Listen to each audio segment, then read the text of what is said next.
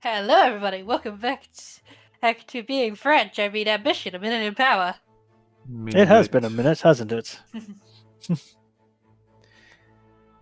Okay, has everyone checked? Has France stopped burning? Is France no longer on fire? No. Well, Oh, honestly, I'm trying to what do you call it? Pull myself away from the negativity, trying to bring myself back to some positivity. Trying to get out of the echo chamber of the Everything world is burning, the fine. world is burning, the world is burning. I mean, it's the people who are burning it, so. Well, yeah, but I can't help that, can I? I knows if I could, I would. yes. Excuse me. Honestly, I'm not even sure what the France's burning situation is. I don't pay attention to anything. Well, it's not really. I didn't ask. I was actually literally gonna say didn't ask. I was actually going to say it's not really worth paying attention to. Yeah. I just literally ignore. don't read the news. I don't need to. Mm-hmm. I just ignore things, and Rhys normally tells me if something's going to affect us, and then I'm like, oh, that sucks. And I go about my day because I have too much anxiety. If I paid attention to world affairs, I'd never get out of bed. I mean, Oh, why do you think I've been depressed for so long? I told you to stop. I am stopping. Good. That's why you're no longer a depressed fuck. Mm-hmm. I love you. I love you too. No, me being depressed has nothing to do with world events and news. It doesn't help. And it's Oh, not the main thingamabob. I know that. And I told you it wasn't helping. You didn't listen to me. I did listen, that's why I'm weaning myself off. I know, it just took a year. It would. Anyway, let's be French. Mm-hmm. What are we doing? We're doing something. We are definitely doing something. I like Yeah, things. tomorrow you have to pay up. Look on the bright side, at least you've got a decent amount of cash. Ew. She's fun. Oh, wait. She's fun. We're supposed to be She's doing something great. on a certain day, aren't we? Smokescreen. No. Actually, something story related. I guess let's go to the map. No, go to the journal. The journal just tells me about my dates. What about the gossip part? Okay. Sweetie, go to your calendar for a sec. I've got a free day. No. Skip to the next month. Oh. So far, just a thing with Ludvico. I swear there was something we were supposed to remember on It's probably on the map.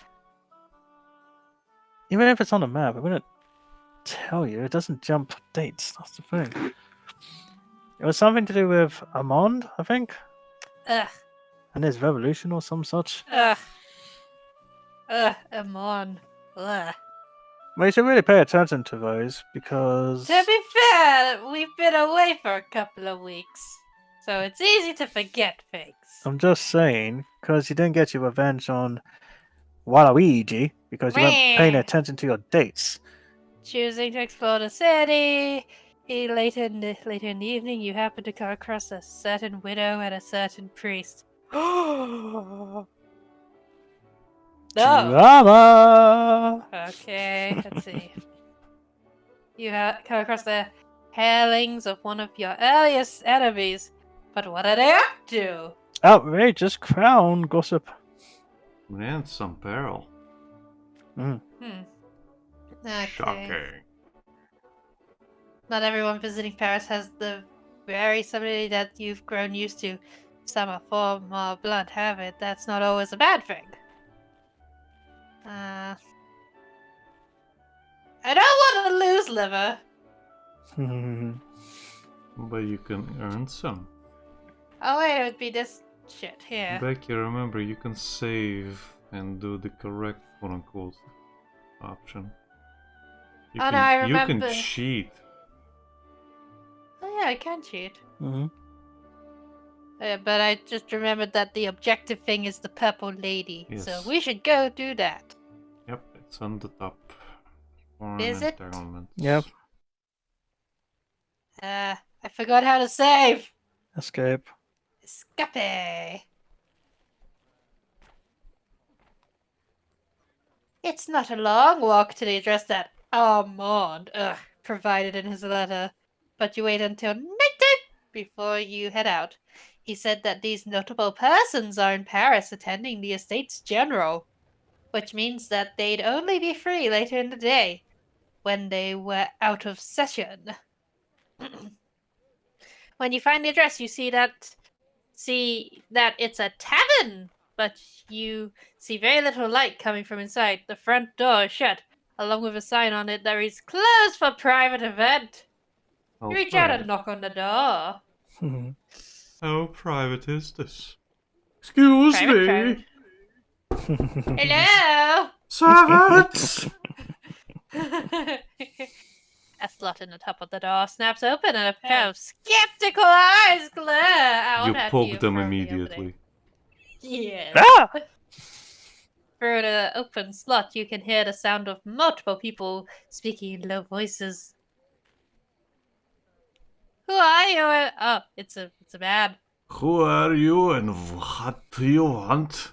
A man asks from behind the door. I am Yvette de Cooks. I'm told that I've been accepted. You can see who I am. Let me in and stop wasting my time. Peasant. Peasant? Peasant girl. I see. He uses the voice as the eyes squint at you. Please, come in. The slot slams shut, the door opens, and you step inside. It takes a few seconds for your eyes to adjust to the darkened interior. Hello! You turn around to examine the person guarding the door and come face to face with Maxim's doorman. Oh no. Wah! No, he'd be more like hoop-a-doop-a-doop. Bonsoir, madame. Jerome! He says, shifting awkwardly from foot to foot. Merci beaucoup. Where may I find Armand? We have to discuss. Out of my way, you buffoon. I have business to attend. You're here. I thought Maxim hated Armand's hispis ideas. He does. The valet admits, pausing for a moment to look awkwardly at his own shoes. They are nice shoes. I've been secretly working for the Frankish Habsburgian Society for over a year now, and I thought Maximin would like the idea of speaking with another cause that aimed to disempower the king. I was the one who facilitated your Armand's introduction to him in the first place. By the way, do you have any more of that wine? I stopped giving wine out because I have to pay rent. It's such a shame. Yeah. He's so sad about the wine. Unfortunately, he saw it as another threat to the liberty of the people. When I made that introduction, I thought he was going to reward me, but instead I was one wrong move away from being given over to the archers. So I simply let him hurl his fury at someone else and let him forget about my personal involvement. So it's your fault my relationship went to shit. But it's also thanks to you that I met the priest. That was all you. I am not the one who I invited heard the to rumors Paris. and I have read the paper, ma'am. I know write the everything. paper. I'd say I want to speak to your manager, but I hate your manager. So go stand in the corner. Surely we have no hard feelings between us, no? Before you can summon up a subtly cutting remark, Ahmad steps up beside you to defuse the situation. Oh, Yvette. It's fantastic to see you. Glare. Glare's back. Ryder says my day be more horrible than Becky's. Oh no! Write us your tale. Give us content. But seriously, that sucks. His hand placed lightly on your elbow, he stares you into a secluded corner of the venue. Ah, thank you so much for coming. You don't have to say it. We're not in the bedroom. We could be. No. He says, well, he hugs you close. Here are our plans for tonight. He continues while gesturing out to the crowd behind you. We have all of these guests who are in Paris for the Estates General, who are representing the various estates. While they know the general agenda and our society, they naturally have their reservations about joining us. Wake up, Yvette! Wake up! Nah. I know it's boring, but wake up! Sorry, my face was itchy. I've been called into a special meeting tonight, but Joanna? Is that Joanna? Yep. Is going Joanna. to be Joanna is going to be helping you, alright? Oh, but of course, just tell me where to go. So I've already been demoted to Joanna's assistant then. Lovely. A special meeting, you say? That sounds interesting. Let's be honest, you're going to go with the second one. That sounds more like you. Yeah. Yvette, can you please not fight me about this? I really need your help. I was supposed to be the one helping Joanna tonight, but I was pulled into this meeting instead. Oh, and I was supposed to meet with my supposedly loving fiance when I arrived in Paris. Can we not do this, please? No, Not in front I of. have to pay rent tomorrow, Mont. Look, I'll sort it out. I promise you. Do you know what kind of bullshit I have to hear about people and sell it on the marketplace for just to pay the rent per month? I'm a gossip harlot. Hold on, what? So when this hex cat talks about her deadbeat fiance in blue, is that you? No, that's someone impersonating me. Sweat drop, shift the eyes, shift the eyes. I want to go on about this whole Reverend of the Cloth and how steamy it was in the closet. You're reading the fantasy section, Armand. Your dyslexia is catching up with you. Not the Shifts his slits. glasses. Now, Armand, the first step to acceptance is to stop denying the fact that you can't read. I can read. No, you I'm the can't. one who taught you to read.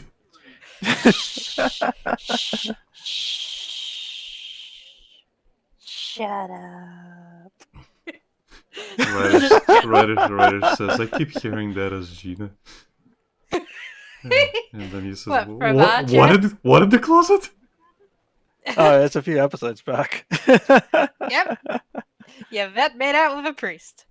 In In a the closet. Make of that what you will. Anyway. Oh no, my favour's down with Armand. How terrible. It is Oh, terrible. yeah, what do you expect? Begrudgingly, you take your leave and search for Joanna. However, when you find that she already appears to have started to work without you. Ugh. Who was reading as Joanna? You. Was I? Sure, why not? Was she? No, it was you. I mean, yeah, I figured. Let's see. As a man representing the second estate from such a traditional and storied lineage- Storied. Did you correct me, bitch? No, I corrected you, Rhys. You've Love made a you. very powerful enemy this day, Yvette. And storied lineage, I understand that this must be difficult for you. Joanna says, her words flowing like honey. He does not look Yes, well, pleased. my family has probably served all the strongest kings of France. However, His Majesty does not appear to be cut from the same cloth. He vacillates, issuing stern decrees in the morning, then retracting them at the first sign of resistance by supper time. Ooh, supper. It's embarrassing. Whatever happened to the days of I am the saint?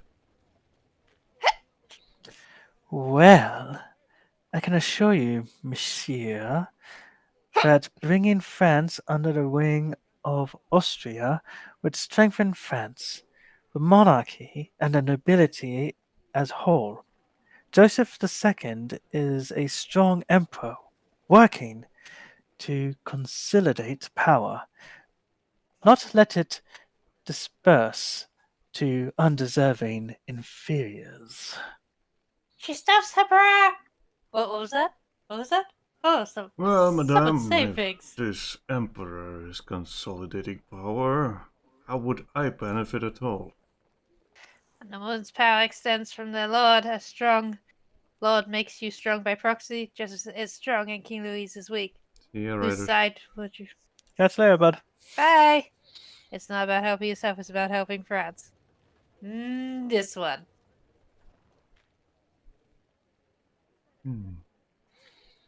He steps aside to make room for you in the conversation. Our power extends from our lord. He chuckles drolly. You sound like the tutors from my childhood.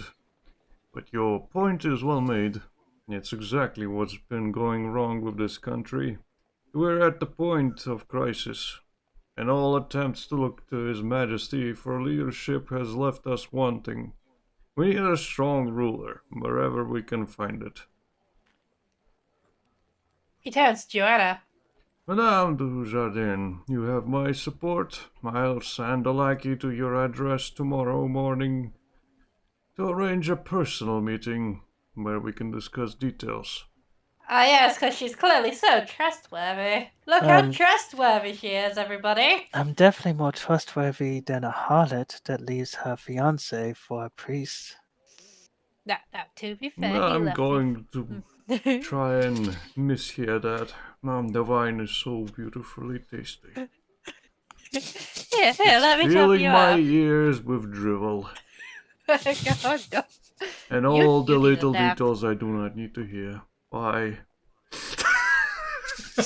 He leaves, a sheer expression on his face. Joanna's, on the other hand, is one of barely concealed shock.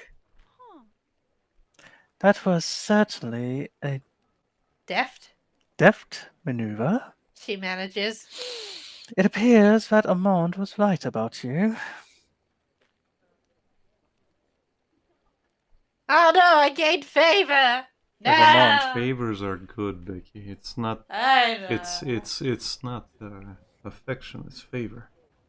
Mm-hmm. Favors are good. Yes, you can cash them in later. They Yeah. might be useful. I guess I would like a big hat.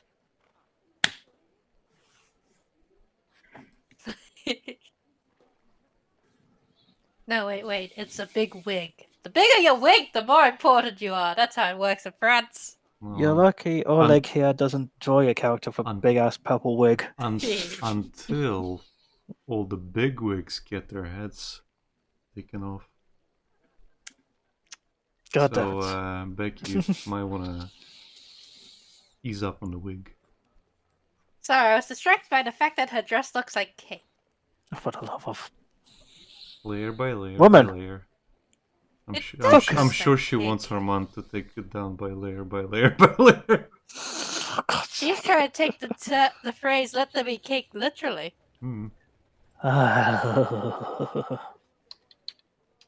Without another word, Joanna strides over to the next guest. Refusing to be undone, you hurry after her, trying to keep her pace. I'm not gambling with you, Francis. Go get help. This guest is younger. He carries the sober bearing of a representative of the third estate. He's both highly agitated and aggressively serious in equal measure. He's super serial. Mhm. Joanna unfolds her fan and whispers to you behind it. Just follow my example, and we'll have this done quickly. Bonjour, monsieur. I am Joanna du Jardin, and I've been told that you're a well-respected judge from, oh, for the love of God, Hainaut, bordering the Hainaut, bordering the Austrian Netherlands. Is this why you've been so gracious as to show an interest in our humble society? Yeah, there was cake. Want a slice? You're very well informed. He admits.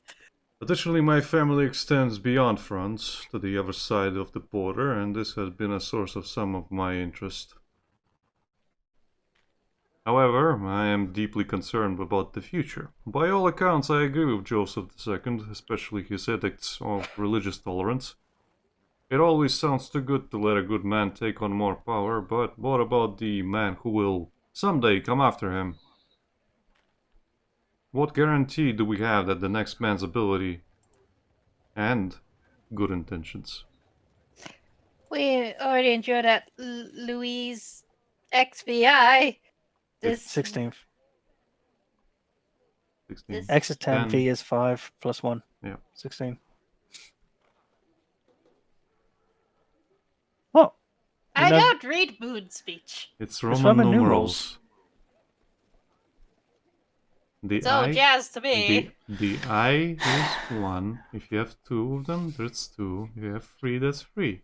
If you have an I and V, that's 4. Then you have V. Because it's 1 before 5. Yeah, then you have V, which is 5. Which is 5. Then you have V, I, Which is which 1 is before. 6. So then it 1 extends, after then 5. it extends to 3, goes up to 8. Then you have X, which is 10. So a 9 would be IX. 1 before 10. Yeah, and it just repeats from there. Wait till it hits the 20s and onwards. This would let us choose a better man today. So 20 would be XX. Oh no. France is in danger and you're worried about what could happen in 30 years. There's no such thing as guaranteed future. Some things we can.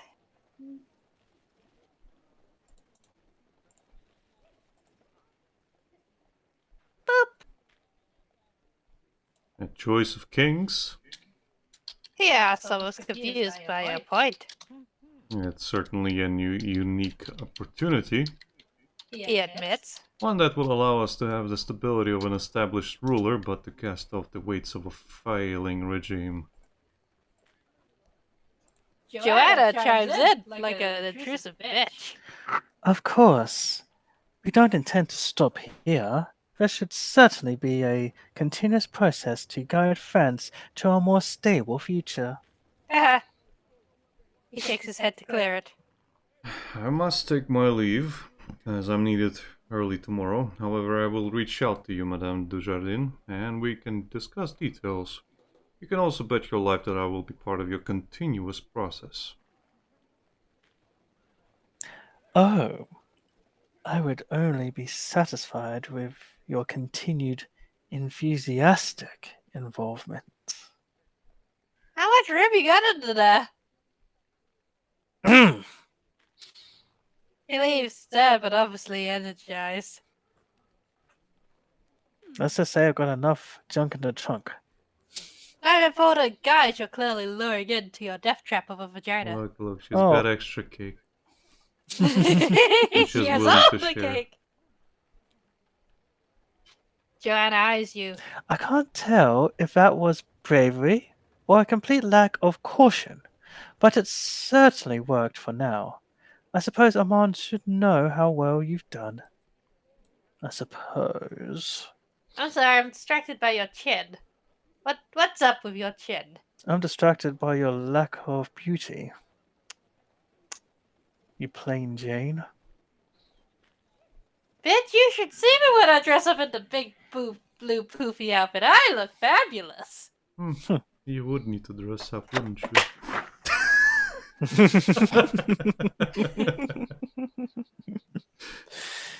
That was a good one. Camille, get the shoes. Yes, Mum. Only if you pay me tomorrow, Mum. Hit her in the head and you get a bonus. Afterwards, the two of you mill around together, concerned only with observing the gathering as other members of the Frankish Habsburg bargain. It's a bargain! Society do their work. You and Joanna make utterly worthless small talk with each other while waiting for some issue or crisis to unfold. Thankfully, none does. But it's all that gossip. I was promised gossip in my head. Whore. Such a whore. You're such a whore. You are a whore. At least At least my face paint isn't smudged. At least I have face paint. At least I don't have to stuff my corset. No, you just only have to stuff your ass. Like your dress isn't doing the heavy lifting. Oh, I'm sorry, I couldn't hear you under the gargling of drowning holy water.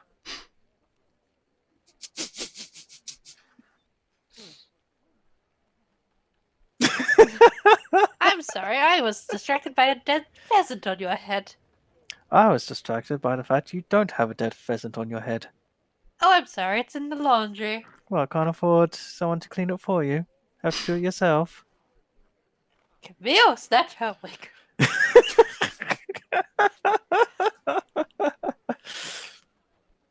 Around an hour and a half later, the event is starting to wind down, and Armand bounds over to the both of you. We are not having a freeway, Armand. Hello, my gorgeous girls. I come bearing spectacular news. Our special guest from His Majesty's Privy Council understands us completely. He has already sworn to make sure that the Queen attends every Privy Council meeting, and will urge her to reach out to her family in Austria. This couldn't possibly have gone better for us. Oh, Armand, that's wonderful news. I'm so glad I picked you for this. You and I should go out to celebrate our victory. Yes, maybe you'll get drunk and drown in the river. What? Oh, right, I almost forgot. We probably should invite your other fiance. Not like you haven't been trying to seduce him in the closet yourself.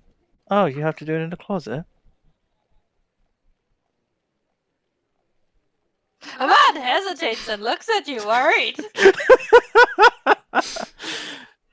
Joanna, are you sure that's what you meant? God damn it, I need to PMS so I can actually be a bitch. Well, every time you had that, we had to skip out on this game. Yeah, it's a dangerous balancing act. I never get my PMS at the right spot of the week. Absolutely. You and I have accomplished great things today, and will accomplish even more tomorrow. It only makes sense for the two of us to go out and celebrate. Rhys, I think you're seducing yourself. Because I know how to seduce, unlike you. The only man you can seduce is someone that's literally never been touched by a woman. And can't be touched by a woman. Oh, I'm sorry, Meowster. Oh! Armand!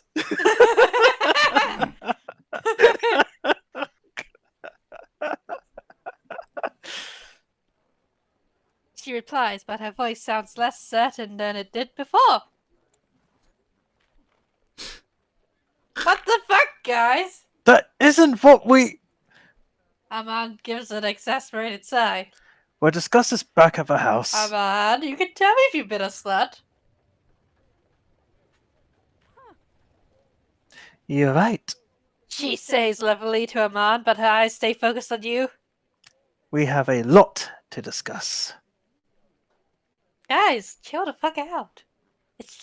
You two can go out for pizza, it's fine. Me and Camille will go out and get smoothies. With that, Joanna turns and leaves, just leaving you at Armand. As things built out, Jerome starts cleaning up, but you studiously ignore him. Back to being normal. I'm so sorry. Joanna and I have spent so long working together, but I guess she... Trust me, I understand how easy it is to fall in love with you. She's smart enough to know better. What about you? Are you interested in her? You can break up with me if you want. It's probably for the best.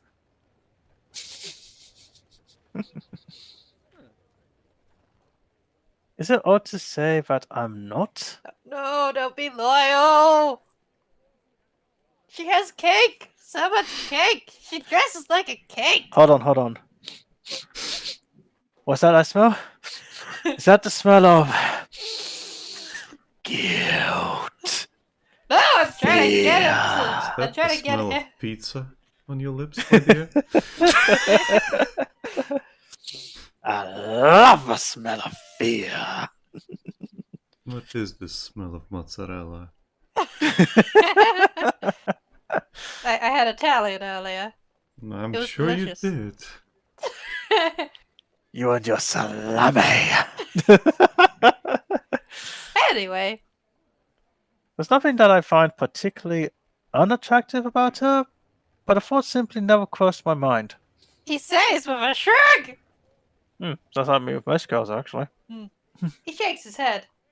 It's so strange. I must feel guilty for saying it like that. Yes, you should feel guilty. Feel so much guilt. Yes, feel guilty. You've insulted your friend that you live in a house with. So close quarters. Is that panic? With a dash of adultery? God damn it, a healthy romance option, and I want him to be a slut. The two of you stand around together, just watching the pie continue to disperse, holding each other's hands. No! No! So lewd, so inappropriate. I love the fact that they make Yvette the, I'd say, loyal fiance when she's around Armand, but you as a player don't make her loyal whatsoever. And you wish the dialogue would reflect that, and it doesn't. It just makes you feel like shit at every turn. Yeah, I wonder why.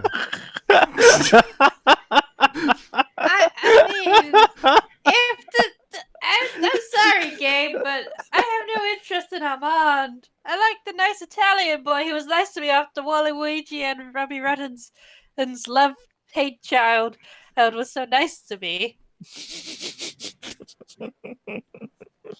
That's all it takes, Rhys. Take notes. Oh, this is why I've had her for 10 years. Also, Armand's face is just weird. Look at that face. It's so weird. And then he's got the chest hair, but it's weird looking chest hair. Like, that shit looks scratchy.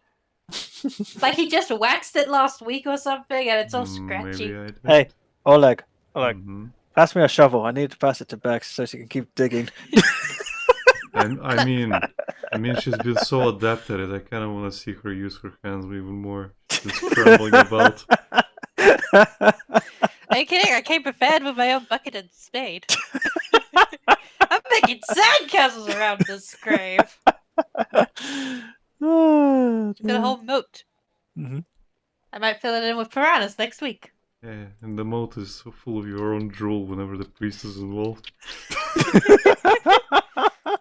I can't help it. He's adorable. He says to give you a quick kiss on the forehead. Stop that. I'm sorry, but I must go.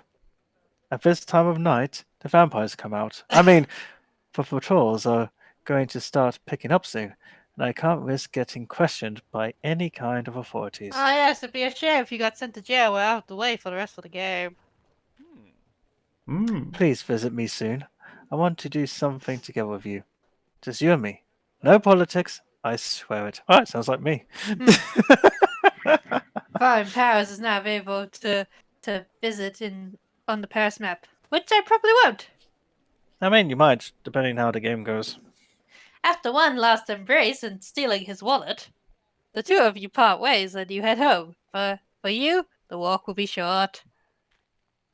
As Hans is giving me a piggyback ride. Oh, this progress, it feels like something is coming to a head. But what? You better pay me tomorrow. I'm paying you! I'm paying you! She hasn't missed a payment yet.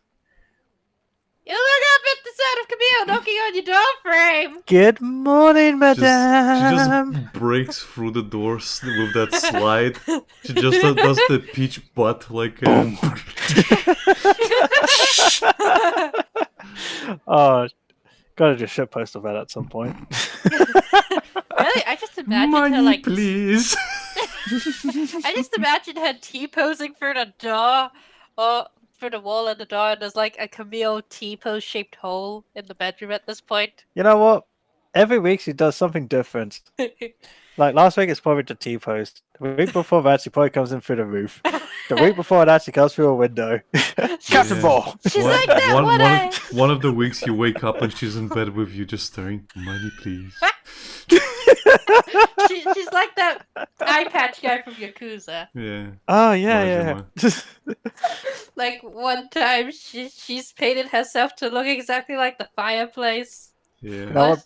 She's just built a replacement fireplace, and her face is where the portrait is. You know what would be funny? What? If Yvette wakes up one day and there's no Camille.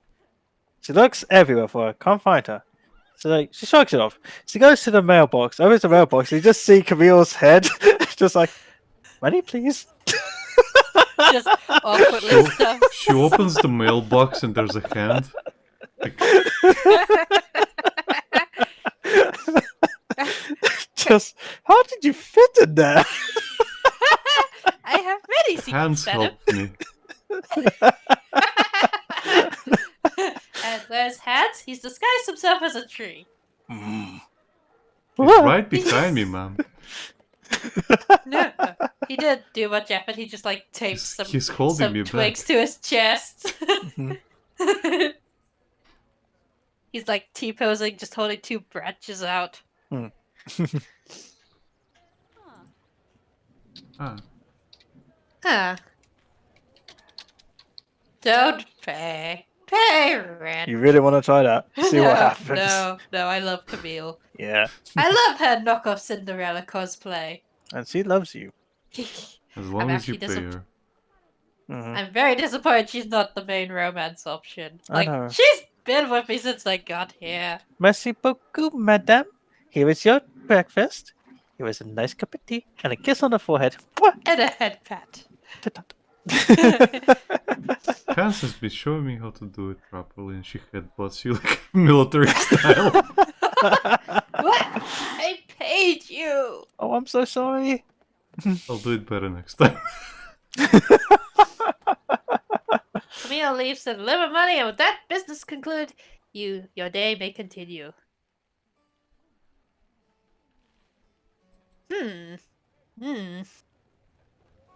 I should. Excuse me. I need more caffeine. I'm very sleepy. Oh, we have an invite. Accept. Military. What day is that? There. Oh, okay. So, It'll too be far. on the same day. When my prevent outfit, it's the best outfit in the game, and you can't tell Mate. me otherwise. Same day? What? As the and I always thought that Ludovico thing was every day. Oh, the same right. day. But it seems to change. Yeah. Explore we Perry? I think after the, when you get close together, thing it changed. Because it used to be on the same day all the time. Let's go make some money. Yes, very nice, Pierre, yes. Gossip about the chat? Sure, I won't give you any gossip about the chat. Fantastic. I must admit, at least they don't, penalize you for not doing it, if you don't do Well, it. yeah. You do lose the opportunity, I suppose. That's about it. You probably get a bit more money for it. Yeah. Okay, that's a bit better. Go home. Bye-bye, yellow mustard man. Goodbye. It is So good. long, Yeah. madame. Pence punch first of the month, mum. Except... Yay, more credibility. Oh, wait. That just reminded me of something. Hold on, I gotta find this. Okay.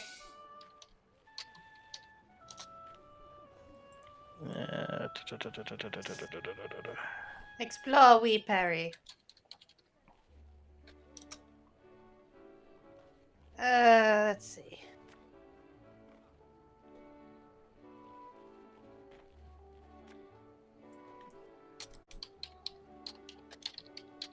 Ugh, my fiance. Blah. You'd think I was in a miserable engagement when I talk about a bond. You'd think. Yet I love Rhys so much.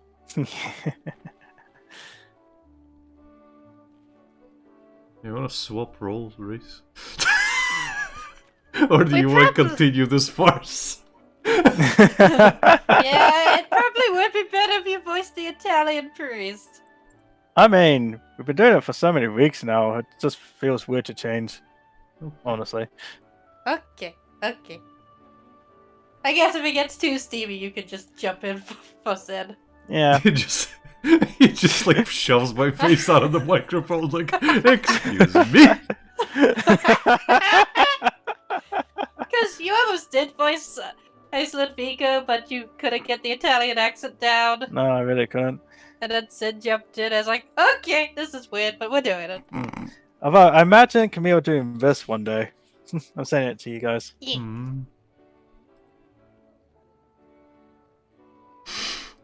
Must be hallucinating in a cage stuck on the ceiling above me. He's just checking up on you, Tanjiro. Yes, he is. Okay, let's get this little rendezvous out of the way. Oh, sorry, it just reminded me of it. Like, she just pops up in so many weird places, and it's like, Yeah. oh, that'd be funny. She's just on the ceiling. Although, I guess it'd be above her bed, I suppose. Depends. What's that bed that has the curtains and frame above it? I forget what it's A called. four-poster bed. Is that what it's called? A four-poster I bed? have no Yes. idea. Sure. Well, we'll go with that, yeah. Let's go steal his grandfather clock. Okay. You wait until late evening before you walk to Armand's home. He told you that he has something special for you. I hope it's not a dick in the box. Damn It you, is. she won't surprise. And it isn't related to politics. The very possibility of this brings a giggle to your lips. Giggle, Because you can laugh at his flaccid manhood. That's Your fairy said that just being engaged to Armand has made you more informed about the political landscape of France. Landscape? Landscape? What's a landscape, you vet? Hmm? Of France than some of the ministers in Versailles. He can't help talking about it, and you soak up knowledge without even trying to do it, 'cause you can't tune him out. When you finally arrive, you knock on the door. There's no answer. Oh no. That bitch stood me up. again. Again. Let me go, I need wine. I can't believe I keep falling for this. It's the definition of insanity, doing the same thing again, expecting a different result. You wait for a while before knocking again. More insistently this time! You're like kicking it, banging it, you elbow it at one point. Come in! The door's unlocked. I see you're too damn lazy to open the door for your fiance! Well, I lost my housekeeper to somebody. I'm getting Camille in a divorce. Hi, Mum. There is no divorce yet. I'm gonna marry you out of spite just to divorce you and take Camille. Vet just looks under her skirts to see Camille. Hi. Here's a cookie, go back to sleep. Okay. Nom nom nom nom. You hear him call from inside. Well, that's certainly unlike him already. I hope he's not naked with whipped cream on him. Oh my god. For a minute, I he's thought that's naked what with it actually. For a minute, I thought that's actually what it said. Should men conspiring against the king leave their doors unlocked? You step inside and find the house to be more cleaned up than the last time you were here. It still has the Spartan feeling of an outpost, but at least all the books and papers have been organized into reasonable piles. Ah, yes, the right height. They're all neatly stacked, nothing sticking out. Oh, the uniformity of this organized pile of papers. So erotic. No politics, remember. Mm-hmm. It's not politics, I'm admiring the organization. A man calls from the direction of the kitchen. Please make yourself at home, Monsieur. Oh god, he's planning to booze me up. Joke's on him, I'm a mean drunk unless you're Italian. You manage to find a seat at the dining table, which has been cleaned off and has been covered with a fresh tablecloth on it. There's a bottle of red wine. I knew it! Already uncorked, which has been left out to breathe on the table. Wine breathing? That's ridiculous. You just open it and chug it. Yeah, that's to let it breathe. Oh, god damn it! Oh, I guess you called it, Becky. Oh, god, he's got a snail trail. Oh, heavens. He manscapes. Oh man, you have limited resources, but you go out of your way to manscape. I don't know how to feel about this. No, I'm pretty sure that's just natural. Yeah, that's all natural, love. Nah, all because natural. if you look very closely at the waistband, you can see where the snail trail cuts off. Mm-hmm. And now Sin's annoyed that it's been pointed out. No, I'm not even looking at the screen. I don't have to. Ah, okay. After a few minutes, Amon steps out of the kitchen holding 2 clay bowls. I hope you're hungry for Cassolette? cassolette. Amon, what happened to the shirt? We're going to do Ghost. That movie won't exist for another century. No more movies. He looked shocked at the revelation. Pardon moi, but why are you looking at me like that? Oh, just admiring a new choice of fashion. Well, you probably will make yourself decent anytime soon. Amon, what happened to your shirt? I think the third one's funniest. Yes. Ah, yes, that. I can't find our apron, and I didn't want to get my clothes dirty right before you came over. Again, we're not in the bedroom, Armand. We could go to the Technically, bedroom. we are. I sleep here. Of course, once I started, I quickly learned that we clove our torsos in the kitchen due to the sputtering of hot oil and fats. He says with a wince, and there's a few tiny burns on his chest and shoulders. Unfortunately, by the time I'd learned this valuable lesson, my hands were already filthy from working in the kitchen. Quite a predicament, as you can tell. I mean, you could have washed your hands, Armand. I did. With oil. It hurt. So, I decided to play my cards as I'd managed to deal them to myself. You are the worst blackjack dealer ever. This is why you lost to the orphanage. Hopefully, you found at least some benefit amongst my misfortune. Wink. Oh, I think I'll be able to take some pleasure in this. Yes, just imagining how much he cried whilst getting burned. I think decency should prevail for the moment. Ah, yes, he totally cried into the sauce. Well, I'm glad you find it appetizing. He says and puts the bowls down at your spots, then takes a seat. Armand, you can take it. You can put the shirt on now. Maybe. Maybe later. He pauses to pour you both some wine. Looking more closely at the bottle, you immediately recognize it as the same vintage that you shared at La Sigui the night before Armand left for Paris. That night feels like a lifetime ago. 2 long-awaited reunions and chasing our dreams. He toasts. You both clink glasses and drink deep. It tastes exactly as you remember and brings a flood of memories. He's with it. Damn it, that old woman took my fancy hat before I got in the carriage. Never got that back. You dig into the hearty stew of duck, sausage, and white beans. Ooh. That actually sounds really nice.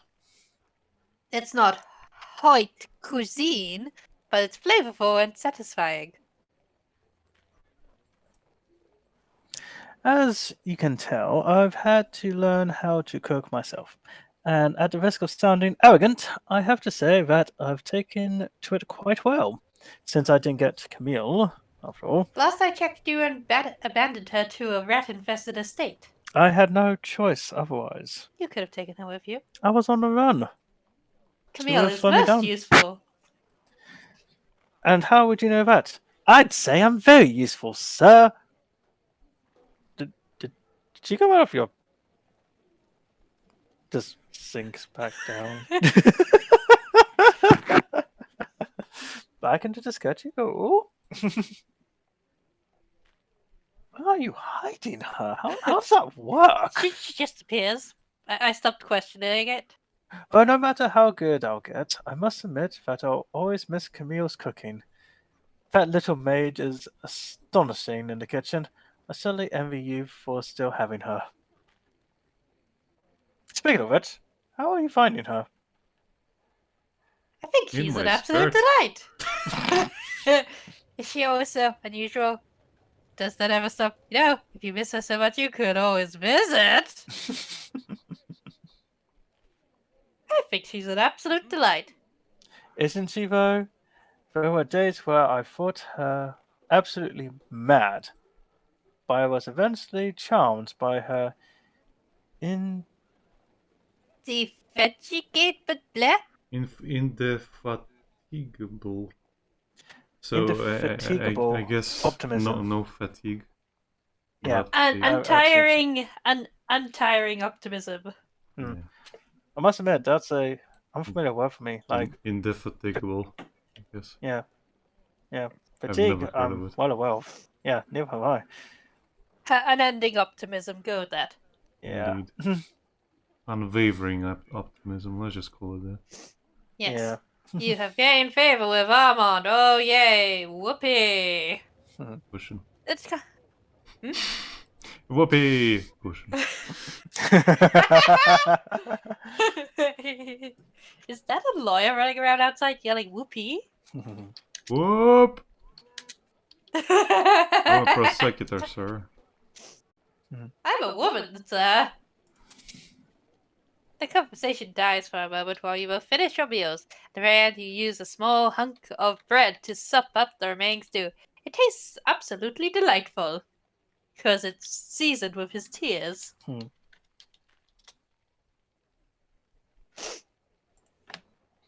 I wanted to thank you one last time for joining us at our event. I promised to stay away from politics, so I'll not delve into the details. Guys, just Eh? side note. You look in a specific way. His chest hair kind of looks like Batman's symbol. I didn't want to say. Oh yeah. You know the future like Batman, the old one, where he's got the fat bat symbol. Yeah. Yeah. Yeah, I didn't want to say. That's funny. Yes, I was shaping it up just for you, Yvette. I'm more of a Deadpool gal. Oh, You have lost all favor with Armand. but it was lovely to have your support. Seeing you there made me proud. Are you crying into the stew because I said I like Deadpool? Yes. Do you know how long it took me to shape this magnificent emblem? Have you any idea? I didn't have a shaver. I had to pull them out. One by one. Maybe if you didn't abandon Camille, she could have run and got you some. Knowing her, she'd pull them out herself. I All would at have once. used this new wax technique I invented. Exactly. It never grows back. I wouldn't say never. It takes a lot longer. Mhm. I also wanted to say that I'm sorry about Joanna. I'm worried about her, and after that night, I think she's been getting worse, not better. Well, clearly she wants to fuck your brains out, right on that table where we just ate. Do you want to... No, I do not want to fuck on the table. I prefer closets. Well, there's a closet over there. I do not like your closet, sir. What's wrong with it? It's made of mahogany. It's falling apart, and I think there's bugs in there. Mahogany. It's monogamy. How dare you! He sighs. I know she's not given a good account of herself to you so far, but when we first met, she wasn't like this. She was adventurous, daring, and always so full of energy for this society and our plans. She was inspiring, like nothing was impossible. Maybe that was before she learned you weren't technically single. What? She wants to sit on your face, Armand! Then again, Whenever you came up in conversation, she would find a way to switch the subject. But I just assumed that she was more interested in our work than in personal affairs. She wants you in her personal affairs, you dummy! I'm not following. The night after our event, she and I had a serious quarrel. Oh, a serious quarrel. A serious A quarrel. lover's quarrel.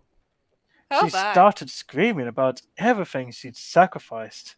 She kept saying that this was for her. Last and only chance. She's barely spoken to me since then. Go to her, Armand. Go to her. Learn to like her. She has a nice face. Something. She has a face. You have a face too. A beautiful face. A Oh, beautiful smile. damn it! Beautiful eyes. Smoke bomb! You run out. I understand. And Camilla's just standing there like. Hi, Amand. Hi, Camille. Where did Yvette go? I believe she jumped out the window. Hetzel has caught her. What's a Hetzel? That big buff man. Do you see? You can see them running down the street. He's just like, Guten Tag. Guten Tag, sir. I understand at least some of it. She's single-handedly financed this whole venture. I suppose that gives her some right to be controlling. To the devil with her, you're not her servant. What do you think she meant by last and only chance? That is a good question. He pauses to think, dredging up old memories and viewing them in a new light. He thinks, staring off into the distance, His, longingly, thoughtfully, his- shirtless, still shirtless, his- forever shirtless, with his hard nipples poking out. his two brain cells rubbing together vigorously. Well, I don't know for certain. My theory is that she has bankrupted herself funding this society. She also must believe that some great reward awaits her at the end of this, and if this fails, then she will be left with nothing. Yeah, that's totally it. See, I drew this picture for you. It's just a little kind of stickman-esque picture. It's drawn in wax crayon. See, this is how I'm going to explain it to you. See, this one here is Joanne in the green, okay? Yes. And this is the money. I was going to make it blue, but I didn't have any blue, so I just used black, so bear with me. Did you eat the blue? I did not eat the blue. What do you take me for? I drew on myself with a mustache with the blue, thinking it was black. Fuck's sake. Just looking at her proper serious. And this is our society in red. See this big building? It's the Red Society. Why And all is it these spelled little- sus? Well, you should see the members. I couldn't be bothered to draw them more like stick figures, so I drew them like little beans with little legs. And you see their heads? Yeah. I mean, it's a bit close together.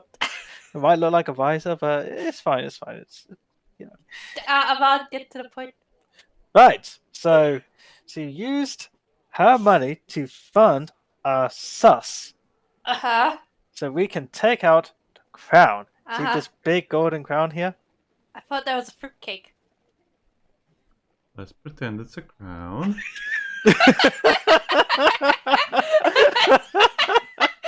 Our budget can only afford so much of it.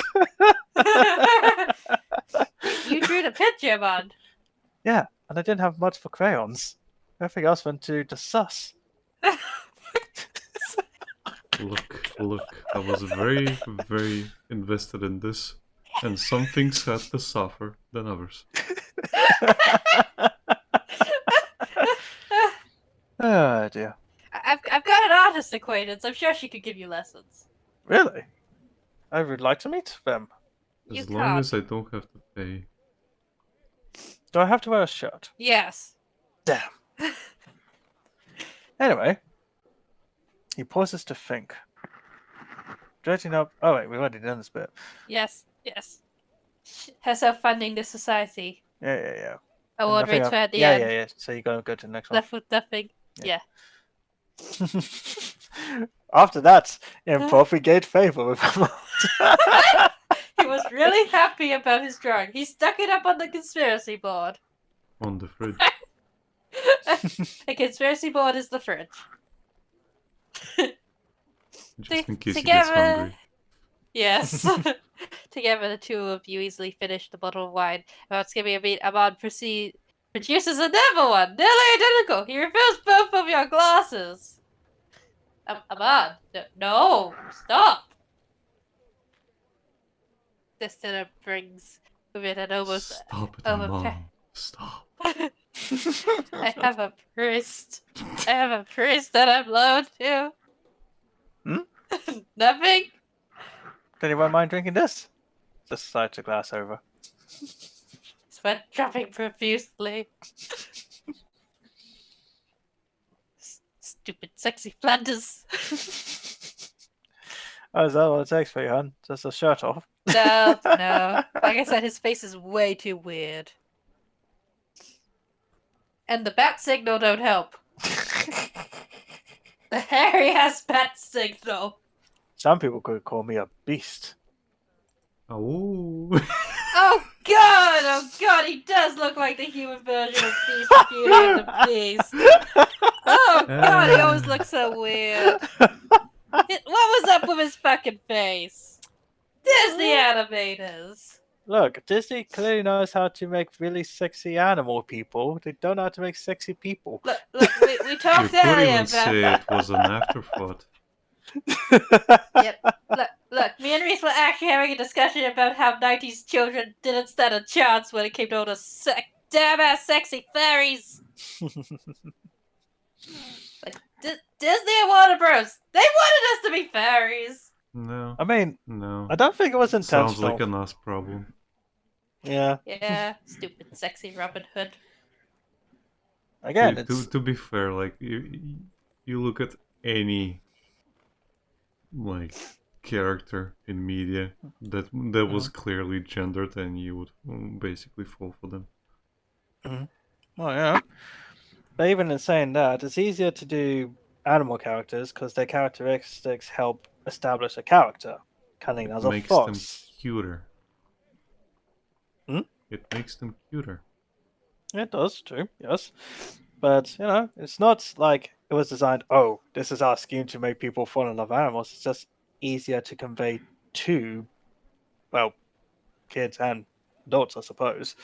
Well, the problem with me for like animated things is like a lot of the time it's the personality that gets me invested in them, and then if they happen to be Afro, it's like, god damn it.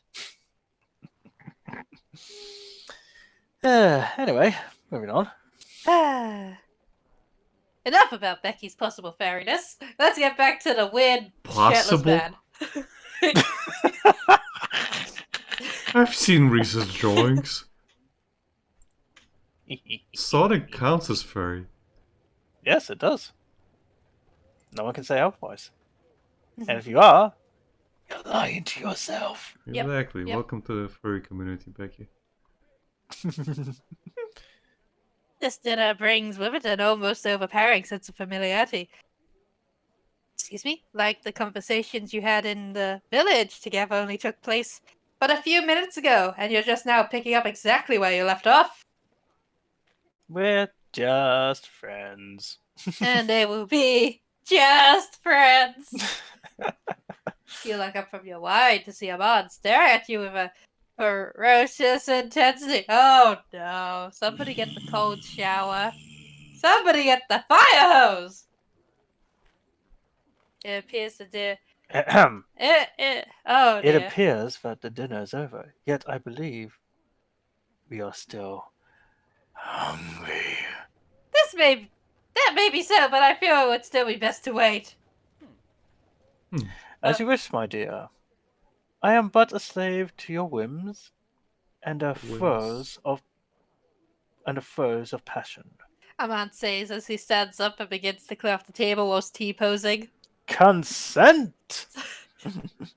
Yes, more things need consent. And then he disappeared from existence. Camille popped him like a balloon. And then you exploded again.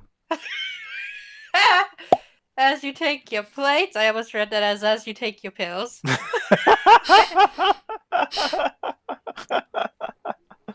As he gives you a light kiss on the forehead before departing for the kitchen. See, if I had known what my fiance looked like beforehand, I probably would have stuck to the fiance path. Mm-hmm. But, yeah, I got to the Italian first. Who are you trying to convince here, love? Myself. Yourself. I definitely wasn't going for the guy that looked like the Barbie villain that I keep referencing. No. That guy is way too intense. You've gained a little favor with our... Oh, I'm sorry. Am I not allowed to give antidotes before skipping on? Mon chéri. He calls from the kitchen. If you don't mind, I'm going to take some of these leftovers upstairs to Joanne's room, just so she has something to eat when she gets back. I might serve... when she deflates and comes back.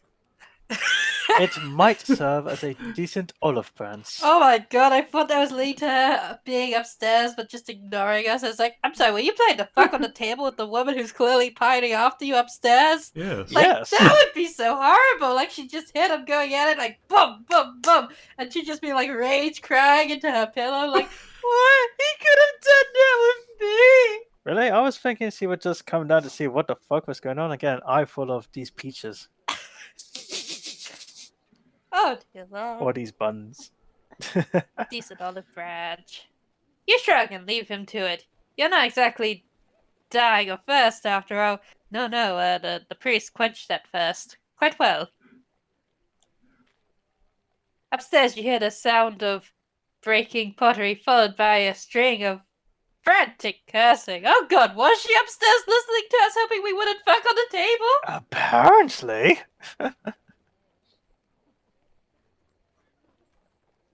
Oh, she left him. Mm. Ahmad runs downstairs, eyed wide with shock, still not wearing a goddamn shit! Joanne's room is completely empty. She must have moved out completely in the middle of the night. That is not a good sign.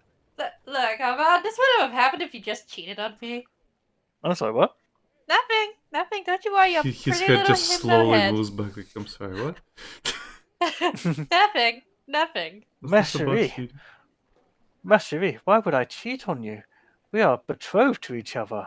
I We have to mean, be loyal to each other through thick and thin. In the eyes of God. Don't talk to me about God right now. In the eyes of God, we are promised to each other and must always be faithful to one another. To be fair, we ain't married yet. Not yet, but, we agreed to marry. And that's a sacred promise between us. I assumed you might have sowed some of your wild oats by now. I would do no such thing. Ain't that right, Camille? Pops her head out. That's right. He's been quite loyal, despite all my advances. I'm just gonna go back in the skirt. Whee! Just Okay. slowly.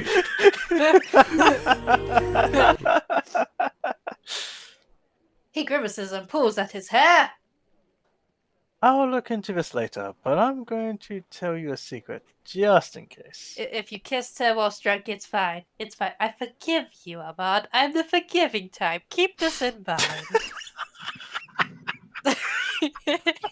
He sits down near you and hands you a letter from his pocket before continuing in a low voice. Joanne du Jardin's real name is Joanna von Holben. She doesn't yet know that I learned this about her. You look down at the letter and see the name. That Yeah. name in the signature, but you can't read the rest of it, as it's written in German. The gasp! I researched the name a little on my own, and to my knowledge, it appears that the von Halbens are an Austrian noble family in deep decline. It might explain why she started this society, as she might hope that it could reverse her family's fortunes. I still believe in the righteousness of our cause, but it's likely what has kept her so driven. I'm telling you this because I'm worried that she might do something extreme. Joanna may be a lot of things, but forgiving is not one of them.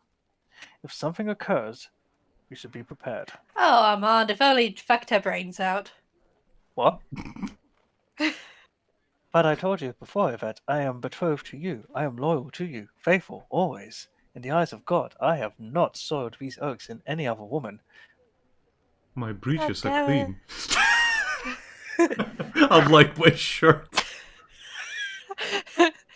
My dear, I need to start reaching out to everyone else in this society. I need to make sure that they're still safe. How safe? I'm sorry, mon chéri, but I'll need to depart immediately. If it's any consolation, I'll be able to walk you halfway home. Oh, yeah, that's fine. Just abandon me again. You're Go on your flights of fancy. You're not abandoned, ma'am. I'm still here with you. Shh, shh, shh. I'm being dramatic, Camille. Oh, Dramatic. Back in right. the sky. It's Okay, fine. okay. It's take a nap, honey. Take All a right. nap. She just like has a whole compartment in there. It's like TARDIS technology. Oh, now he remembers what a shirt is. And the coat. I know, right? He's so clever. Oh, thank you. I wasn't You were saying. impressed by my doodle.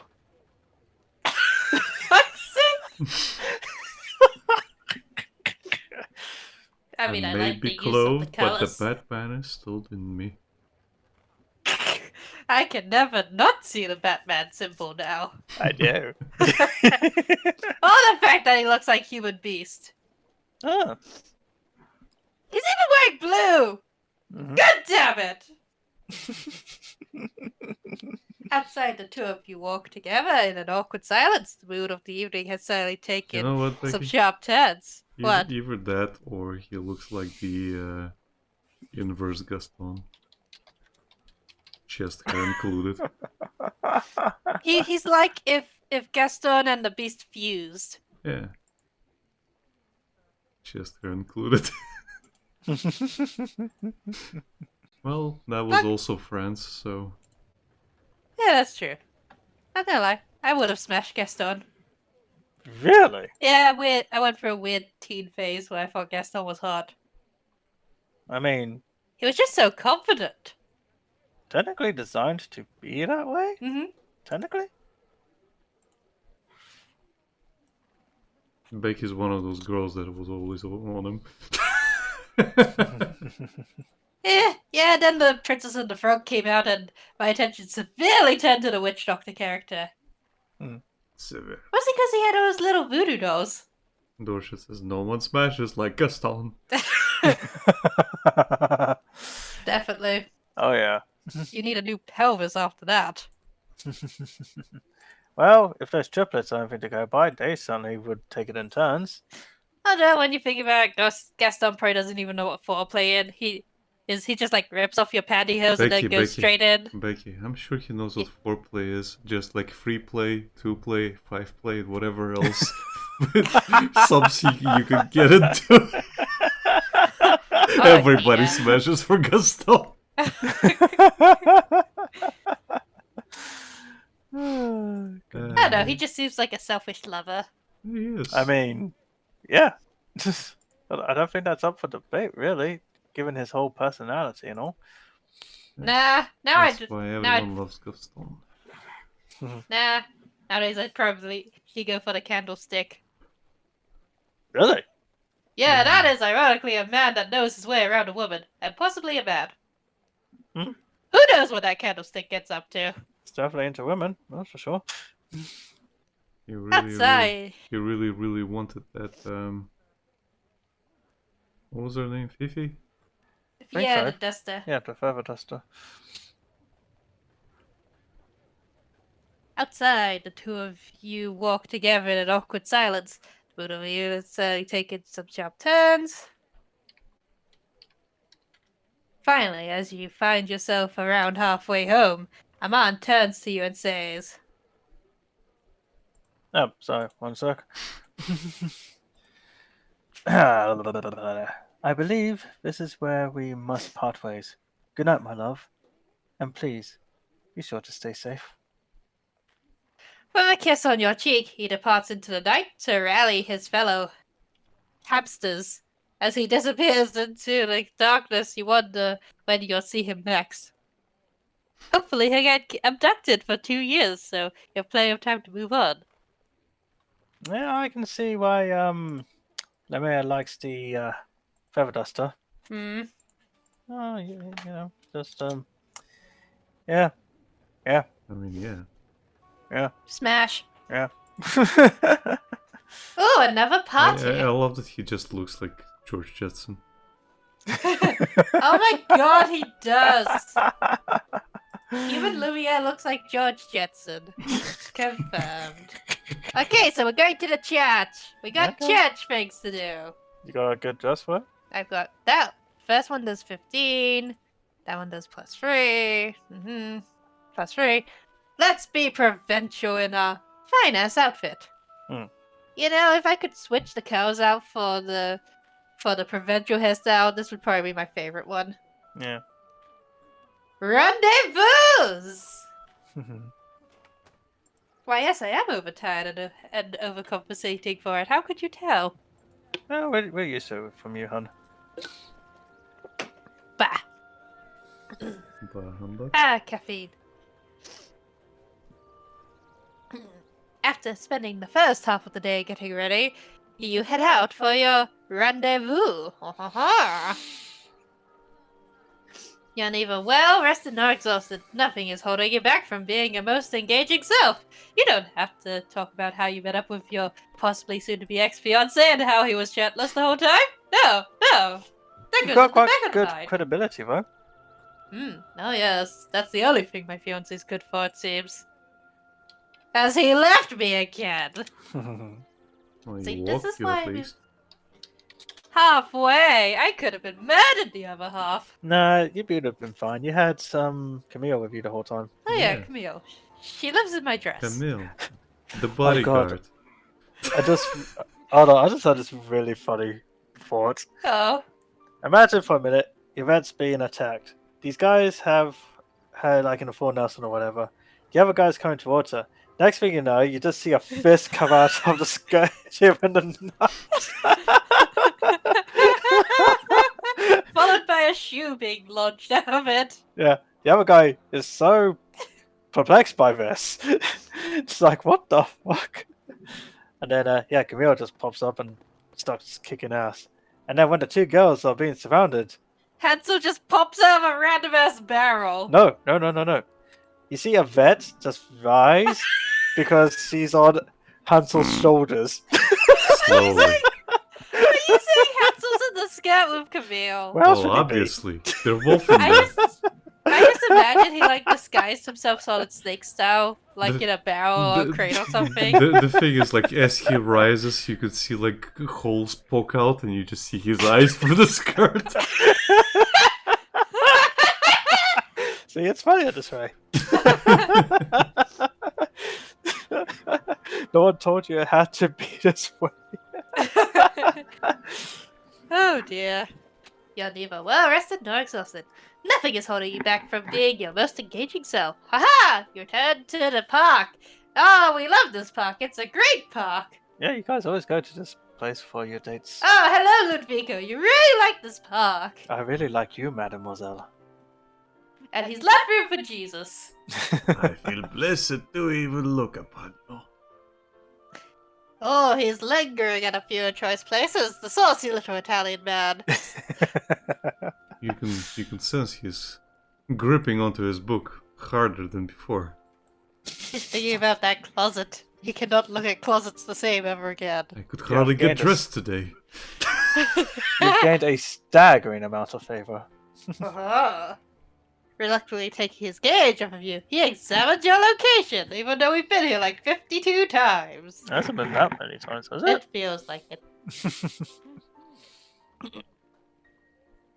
It's fun, adventurous, and even a little educational. He loves that goddamn education so much. Education, my dear. The young priest is an absolute blood. He grabs your Listen, hands. It's Mhm. always the Yep. same thing. Yeah. You realize that it's starting to get late. The two of you depart together. Yada Looking yada. at Louis, the day Mhm. went well. You Lovey didn't give me a dovey. present. Very educational, as Dorset says. Hooray, education! Respond. Your outfit has educated me in ways that I cannot fathom. I'm gonna take a nap. Okay. Enjoy your nap. I'm gonna take a nap. Okay.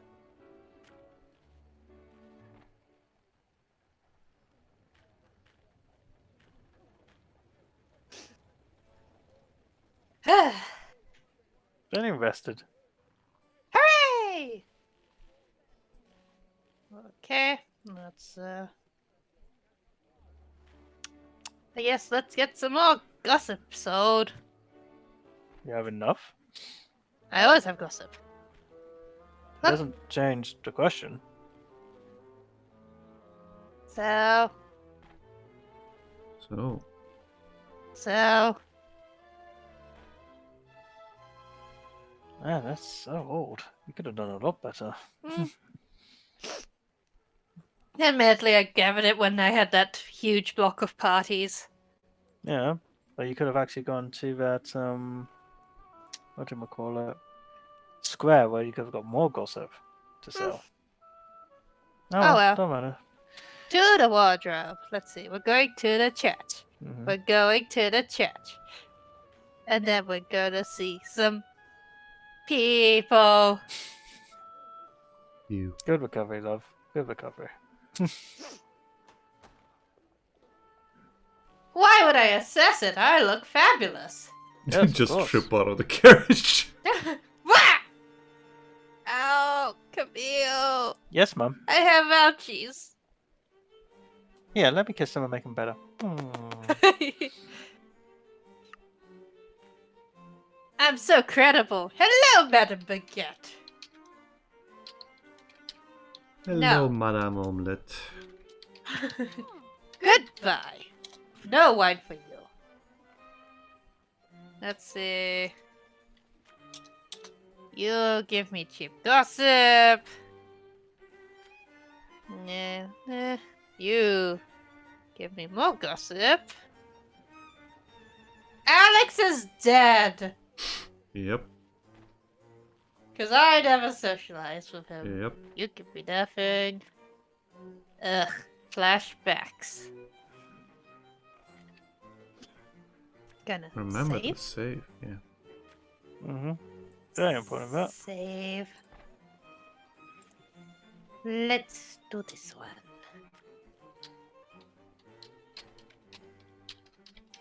You notice two men sequestered off to the side of the chapel, speaking in low tones while their eyes glance furtively about. The sight alone is enough to draw you towards it, like moth. Like a devout pilgrim towards a holy place. Mm-hmm. Is that Indeed. right? I've heard some rather fascinating things amongst the priests that I know. Even now, I fear the wrong person might overhear it. Yes, indubitably. Don't mind me. We're two of a kind, then. Some of my friends have remained in the military, and they have a lot to say about the sorry state of affairs there. I can barely keep such things to myself, but the risks are too great, simply too close to the story, and the consequences for indiscretion could be dire indeed. Dire consequences for getting caught leaking a story is a refrain that sounds all too familiar to you. Yeah, it's almost like we meet these guys once every party or I something. suppose we have nothing to discuss then. Gentlemen, if you two have so much gossip, you should just move in together like the old queens you are.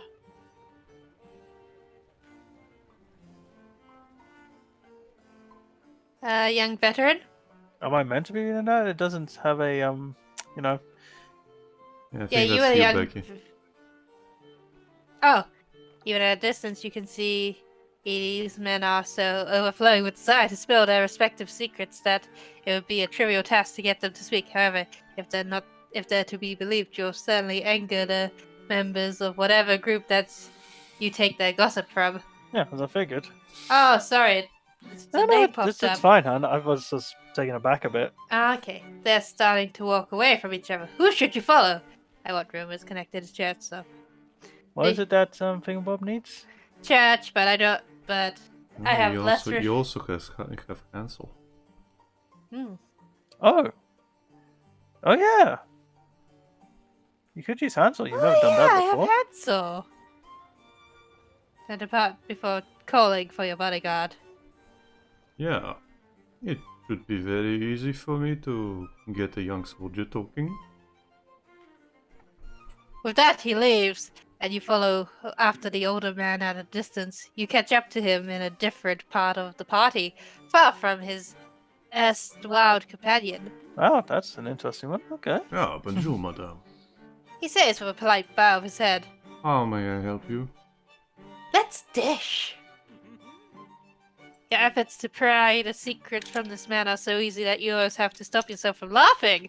You have what you want from him in short order, and you're certain that Hansel is having equal success. He's just picked him up. Outrageous gossip! For both of them. Nice. That's good. That's really good. Of course, there are obvious consequences for dealing with a man who clearly can't keep a secret. It won't be long before everyone in the church knows that you sought out rumors about them. Fortunately, it'll be harder for them to trace Hansel's inquiries back to you. I'm sorry! It's only a little favor. I know, It's but I'm fine. sorry. I have rent to pay, Ludvico. I have so much rent to pay. Camille's scary on rent day. You can just hear and feel her breathing in your skirt. It's getting a bit warm and musty down there, Camille. I hunger. For payment. Hate you! No, I'm generally hungry, Mum. Oh, here's a cookie. Thank you. At a party, she needs feeding. The conversation follows afterwards is decent, if nothing else. This is especially good because you'll have to keep talking with him for some time. This dance has a particular rhythm, and one can't leave too early, lest they risk arousing even further suspicion. And then he zooped out of existence. However, the moment you spot a polite opening in the conversation, you manage to break away, all things considered. That certainly feels like a success! Woohoo! You did it, Becky. That was a good one, actually. Ludvico, I'm sorry! I just gave him a favor, and well, you don't really get you credibility. get favor with him every time you meet him, Becky. There's no need to fret about it. Yeah, you'll be fine. Fine. Okay. Boop. Oh no, he looks sad. You'll find yourself chatting with Ludvico, but he seems more worried than usual. I'm sorry, I found gossip. I need Thanks. gossip. Look at your credibility. You're doing fine. I know, but I hurt his feelings. No, this is probably unrelated. Ludvico, are you alright? I might bore you then. Mama Tony, the hostess is possessed. What should we do? Madre de Dio! I'm already a young priest, so find me an old priest!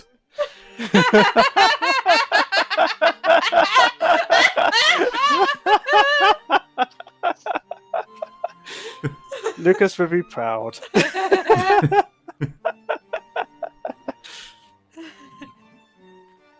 Oh, I'm sorry, Yvette. I must have drifted off. I've just spent several nights meeting with the First Estate's representatives from the Estates General, the parish priests, and the country. Want changes to benefit the people who are starving in the streets, but the bishops and deacons in the cities are all from noble families and don't want to upset the current order. They administer the churches like their own personal estates. We should slap them. We're supposed to be agents of the Lord, unified by our mission to protect the souls of the flocks. But it seems like that's too much to hope for.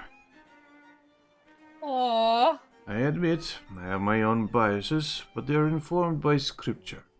After all, the Lord himself said it is easier for a camel to go through the eye of a needle than for a rich man to enter the kingdom of God. I understand that much of the Bible's wisdom is difficult to interpret, but that part feels pretty straightforward to me. Still, I've been charged with looking out for the Church's best interests in my reports back to Rome. I want them to see that the time has come to start picking sides, but I need to make sure that someone that already has a harmonious relationship with us. And of course, whoever the Catholic Church makes overtures will gain a little power, even if that faction's own relationship with the Church doesn't actually change. Neutrality is the face of suffering. It is not something we can afford. The crown brings stability and Stability is safety. Because I had to help people who didn't tell them that. Fuck the revolution. I told him to pick the crown last time, didn't I? Yeah. Stick to the crown! After all this time, you think they'd still be receptive to supporting the crown? You're absolutely right. He says, perking up. The time for action is now, and they'll already be receptive towards that plan. Yes! I like the way his sprite looks like he's doing a little fist bump for us. Regardless, I suppose it does make sense for us to continue with our support of the crown. As we know, all kings rule at the behest of God. This will most certainly help the crown. Whoops! You continue to chat with Ludwika. It's clear that you would both prefer to stay together a while longer, but you cannot afford to arouse too much suspicion in a public place like this. I love that little facial expression of his. Look at him, he's so sneaky. Look at him thinking he's sneaky. With his little mustache. And then he sneaks away. He leaves, giving you one last longing glance over his shoulder as he just departs like, I want to go. I want to go back in the closet. I would have thought it'd be funny if Yvette, touches his mustache. It's like, oh, it's not drawn on. And it's not crayon. What? Nothing. Camille was being silly earlier. Now let's see if there's time for you to get up to anything else. Next time you see Camille, she just has a little drawn mustache on her face. Hoo-hoo! I'm so glad she's so wacky that she'd do that on her own accord. She would. Oh. Okay.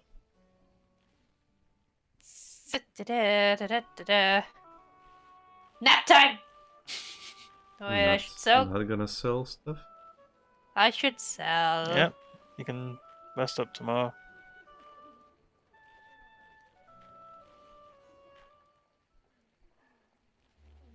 Boss man, I have church gossip and military gossip. Well, he's wanting some church gossip. I'm sorry, Ludwika, I need money. What's the chances? No chances. Okay. Thank you, madame. This is exactly the kind of salacious trash our esteemed readers love to read. You guys have the military one as well, or are you gonna save that? That's Yeah, 1 let's in sell 20. that. Yeah, so that's my safe bet. Okay. And then I can save the church gossip for later. And oh, look at all the monies I have. Mm-hmm. And then I can sell that on another day. Okay. Now you can rest today. Yes, and then I go party. Hanging on the ceiling. Hello, madam! I paid you! Crap. How's rent is due today? What? Why? Because it is. What? I already paid you! It's been a week, madam. God damn it! Now let me give you a kiss. Mwah, and pat on the head. Take- Oh, sorry. I got a mustache on you. Bubble. Hansel just sitting in the breakfast nook, drinking coffee, reading the newspaper, looking dainty as all hell. Even his Crumpet? pinky out. We'd like a crumpet, Hansel. He's Yeah. the silent type. Yeah, I would like Oh. to crump. He moved. There you go. I'm gonna take a nap. Okay, I will join you in a nap. Just, of Camille, course, into bed with her. Camille, I just paid you. Indeed. I'm taking the day off. I have so much credibility. I'm so credible.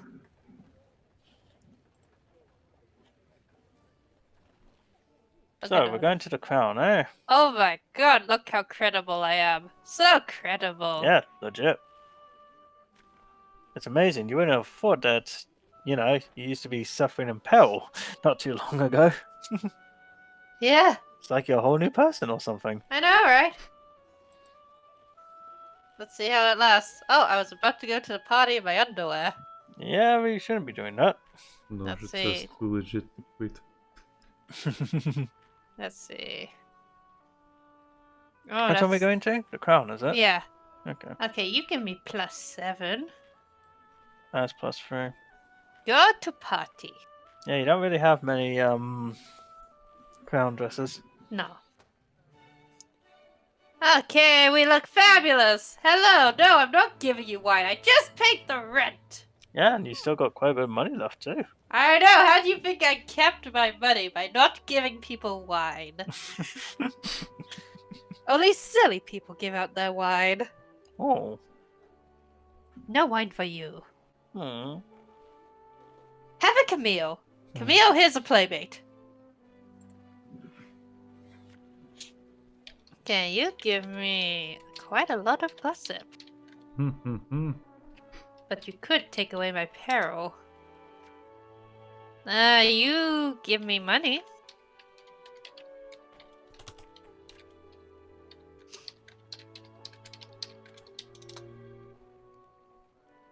Ludwika, are you in the closet? You wish. A couple here's telling stories, some of which have proven to be bolder than others. If you're willing to brave risks of impropriety, the rewards might be valuable indeed. Ooh, gossip. Okay, let's go for the interesting freeway. Okay. Save. Mhm.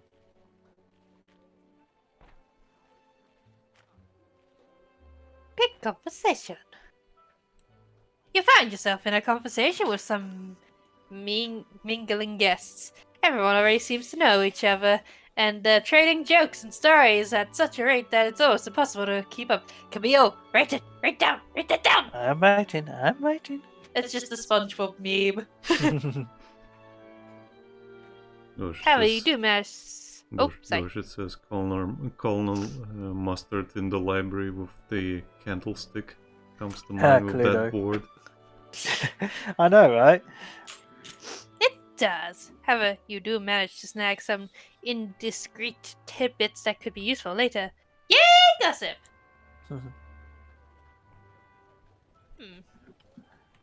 Should I do this one, Yeah, Oleg? go ahead. Okay. Oh, tell us that story you told me earlier.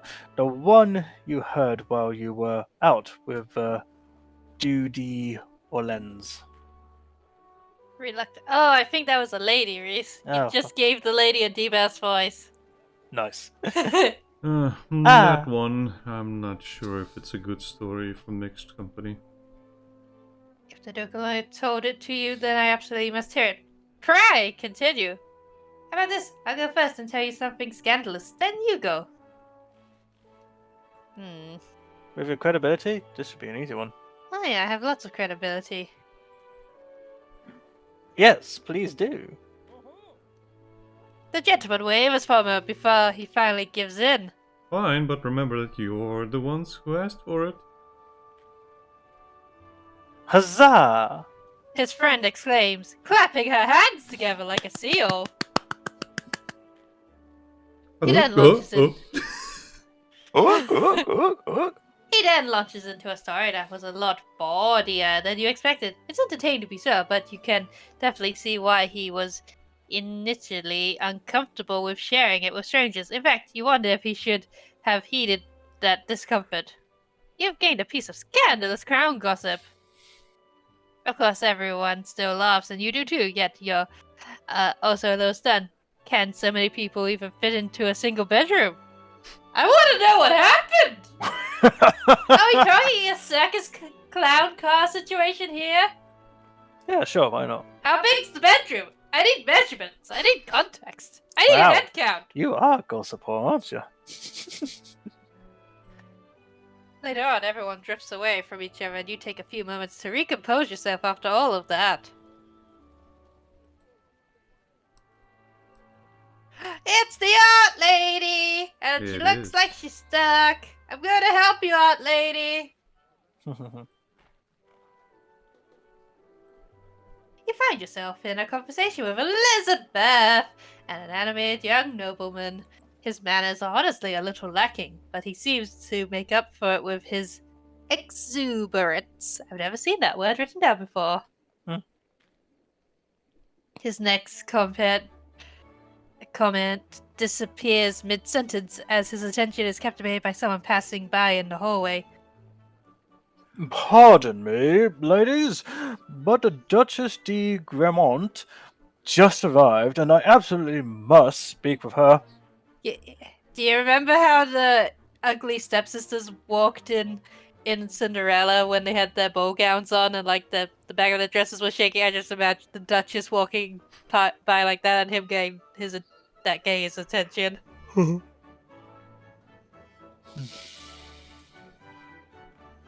I can't remember who was voicing the artist. Well, obviously, that's you. Yeah. Okay. Oh, you're off to throw your affections at some beautiful young thing already? Not exactly. He replies with a proud grin. Blip, blip, blip. However, my family is in dire straits, and she's fabulously wealthy, so... Got it. Douchebag in the library with the candlestick. Guess who the victim is? Wop, wop, wop. You. Don't you point at me, sir. With that, he leaves in order to initiate a transactional romance of the sort that the world has honestly seen quite a few times or a few of already. Ah! She sighs. It really feels like everything is coming apart at the seams. Everyone's just scrambling for whatever crumbs they can find. What if His Majesty really can't keep France together? I have my daughter Julie to think about, and oh fuck, I hope she's not up another tree. I'm not in my climbing dress. Don't worry, I'm here playing with Camille. Are you aware there's a woman who just got? I am. I don't know how she gets in there. Don't know how she fits. Honestly, she's kind of weightless. I'm worried about feeding her enough. You should fix that. Does the crowd even have any friends left? Are we really just sailing on a ship that's disintegrating in a storm? Yes. Oh, I should do a painting of that.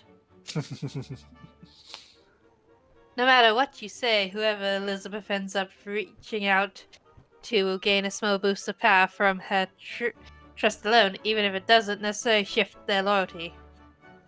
I know I can weather the storm, but it's not about me. Hasn't the church always been close to the crown? Humanity has always served His Majesty. There just wants to be in Australia. Church. You really think I should reach out to the church? Yes, I have a friend there. A good friend. A good friend, you say? Mine. It's alright, sweetie. I've got a daughter to look after. That doesn't seem like a good idea. Last I heard, at least they still cared for us. Hopefully that's... Oh, that does seem like a good idea. Hopefully that still holds true. Oh yes, I'm not manipulating these two factions so that my bestie and my future squeeze will be besties. You have gained a little favor with Elizabeth. You want to squeeze him? What? What? Excuse me? Leave the MILF alone! No, I don't think I will.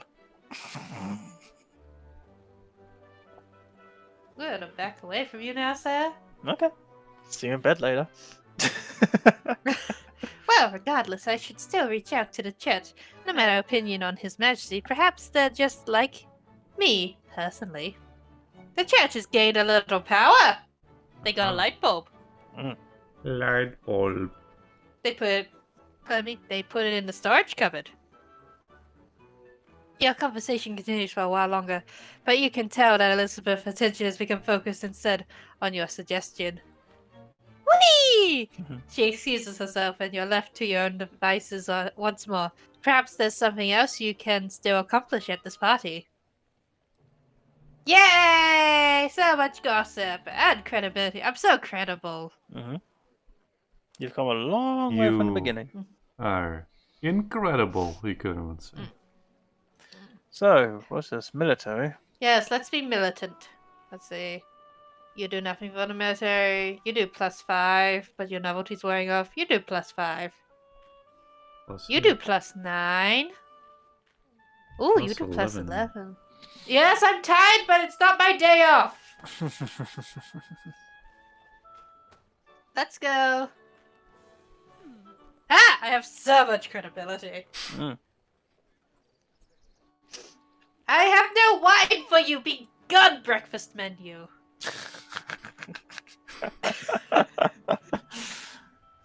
These harpies, they want my wine. It's our friend! It's our thief friend, and she's robbing Alexander Hamilton. Alexander Hamilton. I have so much credibility. I'm so credible. You step back into the festival for a moment so you can collect your thoughts and get the first opportunity to speak with any new arrivals to the party. It's our friend! Look at her, she's fabulous. Oh wow, it actually does look like Alexander. As played by that guy with the long name that I like. Lynn Miranda. It's then that you see two individuals speaking together in a corner. The fact that they're trying to stay away from everyone else only increases your interest in their conversation. I need some juice.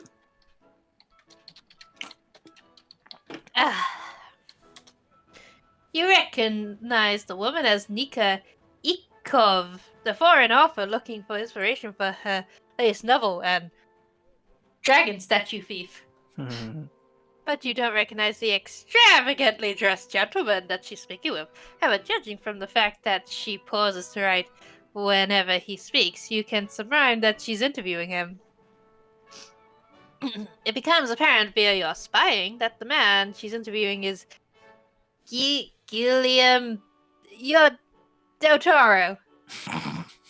Guillaume de Sablé. Sablé, the self-styled libertine philosopher, and blah blah. You're right there, hon. Libertine philosopher. An appellation that doesn't seem to require much in the way of academic credentials. My tongue's starting to hurt. Do you want to call it a thing, or can you keep going? What time is it? It's nearly 10. Yeah, 5 to 10. 2. We can go a little longer. Okay. Was I voicing Nika? Sure. Or were you voicing Nika? I think I was. Okay, you be Nika. I think. Anyway. You described yourself earlier as a patron of the arts. What is your relationship with theatre? Have you sponsored any performances? I am no mere tight-fisted patron, good madame. I am an inspiration, a muse, if you will. In fact, when Beaumarchais wrote The Barber of Seville, I was his inspiration for Count Almaviva. The sharply dressed man proudly replies between long gulps of wine. Dorset says, "Who is this Fiator and where is he?" He's right in front of you, talking to the lady. Theodore happens to be my ex-husband. Fiator. Viator? No, that can't be right. Yep. Whoever did the character sprites for the side characters was definitely thinking of the guy who wrote the Hamilton musical when they drew this guy up. Maybe. From what you remember of that play, that's not something to be particularly proud of. It also doesn't sound even vaguely true. Oh, this will be fantastic for my book, monsieur. I must ask, how did you and Monsieur Bermudius meet? Well, we met at a banquet held by a visiting Algonquin prince. I'm sorry, did you say an Algonquin prince? He came across the ocean from the Americans and then held a banquet. The author replies far more suspicious of this particular claim. He glances to you and raises an eyebrow. He knows his game is almost up. I'm going to save. Save. Saving is good. I know it sounds outrageous, but he's serious about that banquet. I, myself, was there. Madame Beck, it sounds unlikely, but it never happened. This is just a fable. I'm going to troll you. What? You were? Nika asks incredulously. That's amazing. Please, you have to tell me more. She continues furiously writing more notes. Unsure of what to do next, you and Go start fabricating outlandish tales of his exploits, of which you were party too many. At some point in time in the tales, both you and Steve have apparently had torrid affairs with lusty pirates of the Barbary coast, perhaps on the same vessel. Nika's writing only seems to grow faster and more intense. This will be the greatest smut novel I've written yet! You could consider feeling bad for leading the poor woman astray, but that feeling easily slips away. After all, history is just truth that slowly becomes lies, and stories are just lies that slowly become truth! Indeed. How do you think I'm juggling my affairs? I'm sure she's smart enough to tell what's that is complete bullshit. Oh yeah, legit. She's just playing hangman by herself. Assuming this is the same exact character, we helped her steal stuff. So. Yeah. Again, to reference that one meme from Over the Garden Wall, I want to steal. Of course, eventually realize that you and Steve Becky, have truly... Becky, you can follow Dorsh's advice and call him Fiator del Toro. Del Toro have truly stretched the limits of believability here. You have lost credibility. Oh no! After your front of outrageous lies finally runs dry, Nika leaves, satisfied with her research. Merci beaucoup for your assistance, Yvette. I couldn't possibly have done this without your help. This also means that you have some decent gossip, given that you just caught a prominent figure in the bourgeoisie's flagrantly lying about his accomplishments. However, Del Toro doesn't necessarily need to know that. Outrageous gossip! Well, I'm off to seek other entertainments. Au revoir, madame. He says with an overly elaborate bow, like he just continuously spins his arm whilst he bows lower and lower. With that, he leaves, and you decide to examine the rest of the party. Perhaps you'll find another opportunity out there amongst the crowds.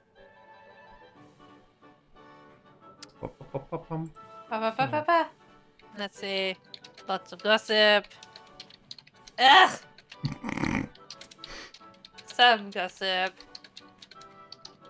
Money. I have lots of money. 57 livres. Yeah, that's right. Okay. Outrageous gossip! Becky has tasted that success once. I will make all the money. Oh yes, you will. And she was crying a couple of sessions ago about like doing the devilish choices. I know, right? Now she's just not jumping into it for herself. As you stroll through the party, you spot a vaguely familiar figure. You remember meeting him in the streets of Paris not that long ago. He gave you a piece of gossip as part of some kind of experiment. It's just a prank, bro. Mhm. Who was playing the baby-faced Michael? Was I it? don't remember. Yeah, I guess it ain't was got me. No clue. Okay, you're Michael. Bonjour, Yvette. Michael says as you approach. What have you been up to? I've been up to a lot, to be honest. I've never been so busy in all my life. I wish it wasn't the case, but I've simply been up to very little. How did that strange experiment of yours turn out? That's what I want to know. It's still a work in progress. He replies with a mysterious smile. However, my progress has been waylaid by ever worldly pursuits. Uh-huh. You notice that Michael is looking at something over your shoulder. Something or someone. It just occurred to me that he looks like the weird fusion of Gaston and Prince Eric from The Little Mermaid. Funny enough, I was thinking Bolin from The Legend of Korra. I don't. Yeah. Kinda does have that chunkiness to him. Yeah. Hmm. Oh, one sec. I'll see if I can find a. Oh wait, is he the fun one? Yeah. Yes. Okay. It's the fun brother. Ah, the soccer of the second generation. Yeah. Boy, basically. If only he had a boomerang. He didn't need a boomerang. Boomerangs are a loyal, lifelong companion. He became a movie star, moving picture star. And then, became a god of some sort? Learned lava bending? All that jazz? Yeah. Not sure. More Yeah, it's been a while. specifically, my scientific studies have been waylaid by my romantic ones. Unfortunately, the woman I've set my heart upon is already being courted by a jealous and tiresome fellow. It's a situation that has put me at my wit's end. Cancel, wing this man. Yeah, Mom. In fact, I could very much use your assistance if you were so willing. Just lead me to your problem and I shall handle the rest. I'd rather not be part of any more of these schemes of yours. Good luck, Michael. Let's scheme. We're friends. Fantastic! I need you to go forth and separate those two people over there. He continues subtly indicating towards a young couple talking together in a different tent.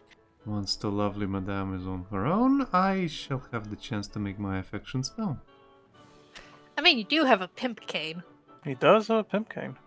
You I can trust the would pimp cane. accompany you myself, but I think my rival is a little too canny for that. Michael says, handing you a small rolled-up piece of paper tied with a little bow. A message between potential lovers? Give her this, if you can. With this in mind, you take your leave of him and begin the process of stealing yourself while you walk over to the couple that he indicated. It seems that no matter how experienced you become, there's something disquieting about the prospect of approaching a group of strangers alone and unintroduced. I'm the ultimate wingman, bitches! Oh, sweetie, you could have much better taste than whatever the frick's going on with this dye job. Her eyeshadow does not complement her hair. It matches the fan, but not the dress. Madame, you have failed. Failed! With your nervousness calmed to a mere dull roar, you approach these would-be lovers in the middle of conversation.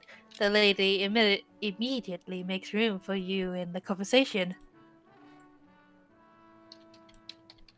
Oh, bonjour, madame! Please come join us! I was just relating how I've been learning to play the harpsichord. I'm hoping to be part of a recital by the end of the year. You step into the circle of their conversation, and the man says... What does the fox say? Rhys? Yeah. Let's see. I was just telling her what pieces she should watch out for in her recital, as they might prove to be too difficult for a novice. Wow, you're a dick. Yes, you brought brought up many things that would make my success impossible, the musician says with a fairly concealed sigh. Maybe I could find the kitchen knife and stab him in the elbow. You can tell that she wants to leave this conversation, but doesn't yet have a way out. Try to slip her Michael's note. For sure, when I overheard your wise counsel, I just had to see you up close for myself. You've got enough credibility for the top one. True. You haven't had any trouble so far. I mean, you could have the fun option. Which one's the fun option? What do you think? That note seems risky. Hello. Well, I'm very excited to hear that, madame. Replies a little too enthusiastically as he looks you up and down. Just, who are you again? Really, this is outrageous, the budding harpsichordist says at this blatant shift of romantic intent. However, you notice that this admonishment comes with only a token amount of anger and disgust. This is merely the perfect excuse for her to leave the conversation. Oh, fuck. Well, what did you expect? You know it was the peril option. True. You had enough credibility to do the normal one, but you chose to listen to Oleg. And yet you haven't learned your lesson yet. I figured if I tried to hand it a note, the guy would just take it and rip it up. You've got credibility, Bex. True. Fine. That's how this game works. She turns and leaves from your group at high speed before anyone can attempt to make her stay. And where you watch her bump into Michael, who just happened to be walking in the same area. What a coinky-dink. Who would have seen that coming? Gee, I wonder. As their conversation begins together, you notice the young student shoot you a grateful wink before he and the object of his affections disappear into the crowd. They're gonna fucking attempt.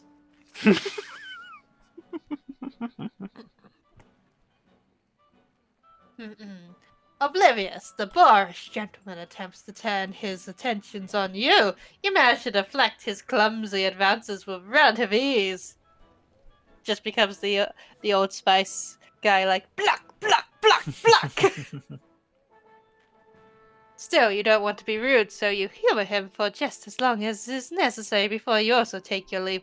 Oh no, I've turned into a goldfish. I must go find water immediately. Are you thirsty? I mean, do you see the priest around? I can't quench my thirst.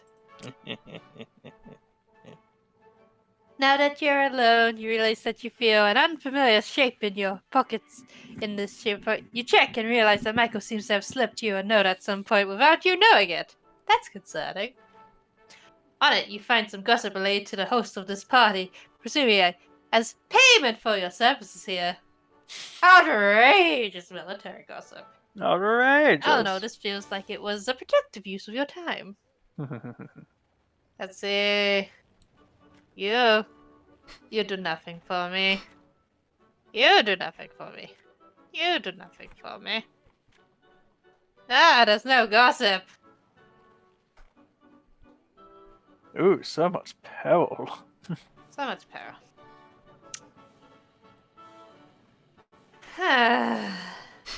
You're in danger. You'll be fine. Fuck it, I have money. Alright, fine, okay. You know what? He stalks me at every party. We're gonna gamble. Just pulls out a knife. We're gonna play the knife game. First one to lose a digit loses. You know, you're the clumsy one, hun. Turns out you're gonna lose the digit. It's fine, Hansel's playing for me. Oh, it's a little baby. Sorry, my brother's sending me adorable pictures of my niece. Of course he is. When it's Rhys's brother doing stuff, it's a problem. When it's your brother sending you stuff, whoop, everything stops. I know, right? Well, you see, the difference is, I like my niece. That's why she doesn't say brother, likes her niece. I tolerate the brother. Don't not let him hear you say that. Take away your niece privileges. It's fine. He doesn't know I stream. But I've told him you do. He probably forgot. I sent him a link. You did? Yes. Did you? When? You're being a little shit, aren't you? Of course I am. I'm gonna beat you with my elephant. It's very fluffy and plush, he said. Won't really do any damage. Hearing an outburst of cheers, you wander over to a small tent to see what the fuss is all about. There you find a group of men clustered around a table with a ratatouille wheel set up on it.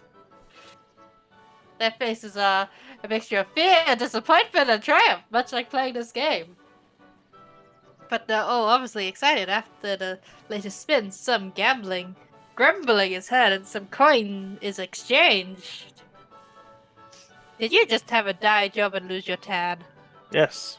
Looking up, a man approaches you. Can't wager, make a wager, madame. Risk a little coin, gain a little excitement. Sounds fun. French words, but I try to avoid such pursuits. I'm not sure. Can you tell me how it works? Sounds fun. Ah, you are a woman after my own heart. He laughs, ushering you through the crowd to see the table itself. Some of the other gamblers laugh with him and shout words of encouragement to you. It's the first woman they've seen in months. So, they live in this tent. How much would you like to wager? 10 levers seems like a good place to start. 20 levers seems fair.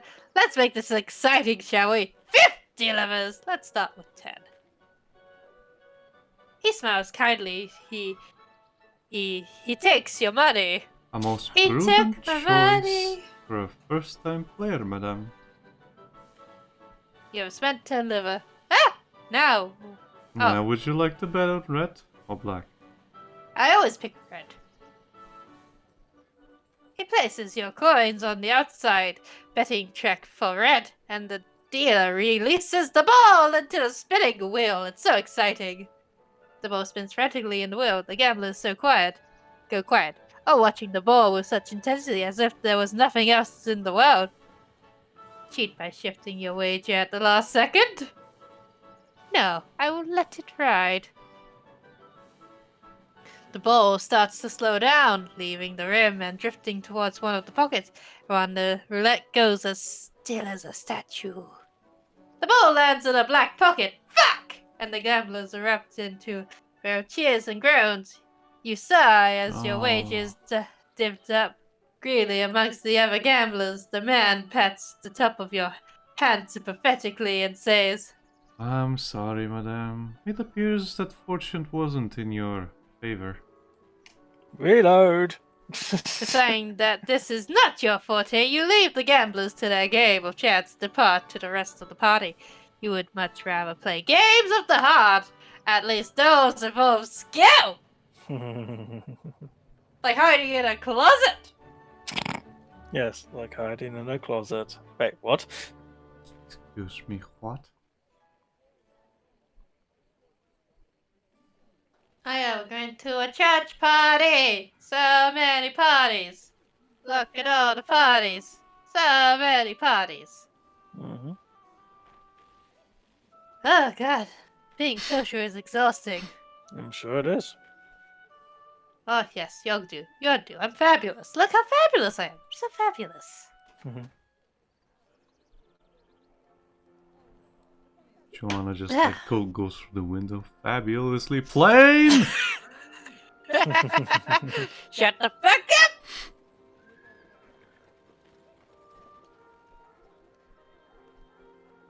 It's gonna be a long night.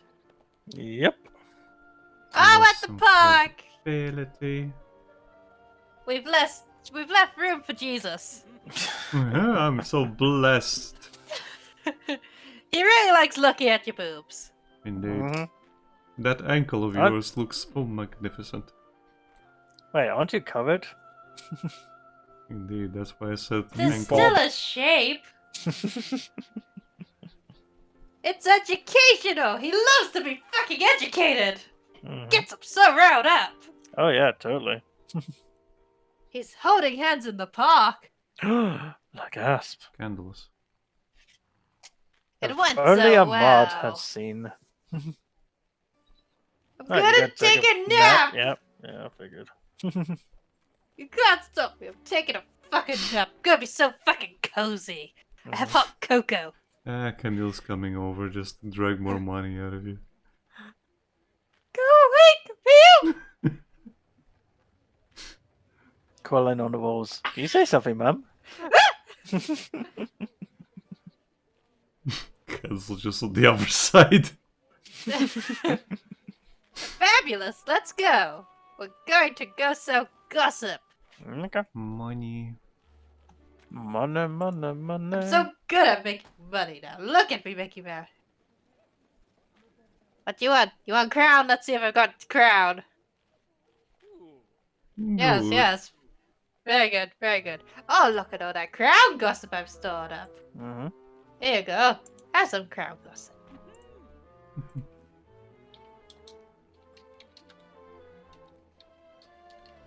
Get a bed here. Bourgeoisie. There we go. There we go. Well, good Military. now.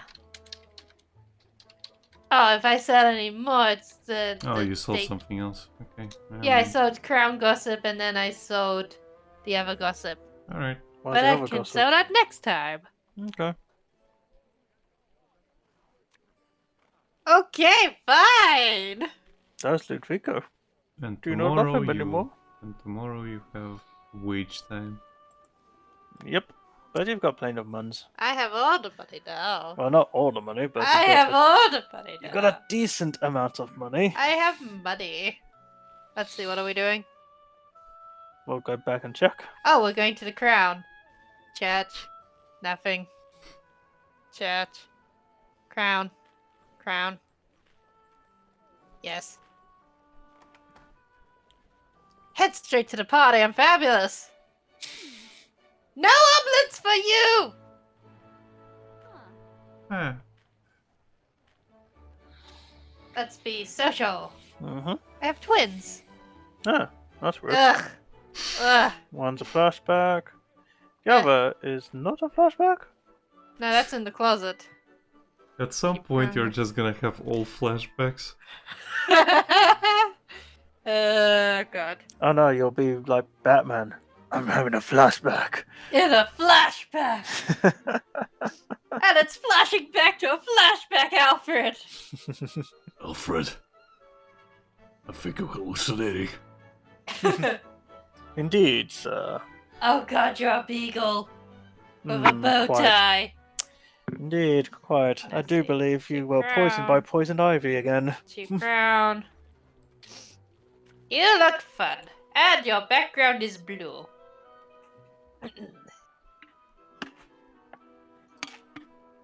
Fuck, I spilled that down my face! That's not Yeah, how I've you been looking drink, for you. Becky. I have this problem with cans. Whenever it gets to like the last little bit at the bottom, I always seem to spill it down the side of my face because of how much I have to tilt. Yeah, you keep telling yourself that. Yeah, yeah. Ah, I'm being attacked. Help me. I can't Save even me. reach you. They don't know that. Gah. I don't want them to think I'm actually abusing you. As opposed to. I don't know.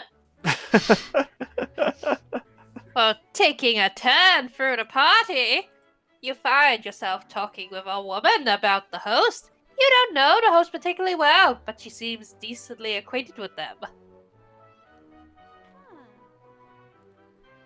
By the way, have you heard about our hosts? She trails off, but looks clearly excited. I guess the question I should be asking is, how well do you know them? Know the issue you're thinking of. Of course, I'd love to hear your perspective. I don't know them, but this already feels like something I shouldn't be discussing. I know a host better than you might think. Now, what exactly did you hear? Well, Oh, you've already heard then. she asked, whilst you try to maintain a straight face. Magnifique! I've been dying to discuss this all day. Simply scandalous! Is it not? Now that her defenses are down, you manage to continue the conversation using context clues to pull the details of the Cues. story from that too. From her, these details are of some interest indeed. You have gained some cheap crowd gossip. Hansel, you can't keep correcting her like that. It's embarrassing. With the information extracted, you managed to find a way to gracefully exit the conversation. You're not sure why, but you're reasonably certain that you heard her give a sigh of relief as you walk away. I Don't will you ignore correct her me, you- when I want. Perhaps there's something else you can do while you're here. Who wants to play Scrabble? Not me, I hate Scrabble. I like Scrabble, Mum. Although I can never beat Hansel. He's too good. He doesn't accept my words. I do not. You constantly... Look, I am not a French speaker, but somehow you are worse at French than I am. Also, you eat the pieces. I don't eat the pieces. I just make them up. And how come we are constantly losing pieces? It's a And why mystery. why do I spot a couple of bits and pieces between your teeth? Huh? Num.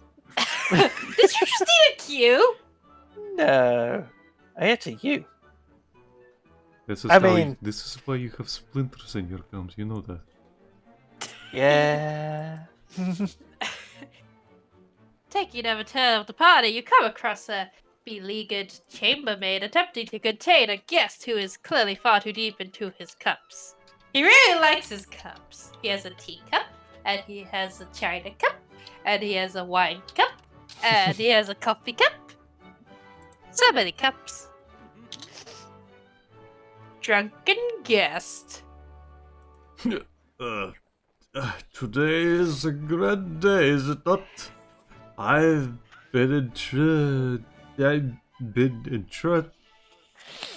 been letting on such amazing things by our hosts. You'll all see. I trusted my discretion was not misplaced. Yeah, Yvette just suddenly slided over, pouring some stronger wine into his cup. Oh, tell me more. No, I see a woman of... What do you call it? Culture.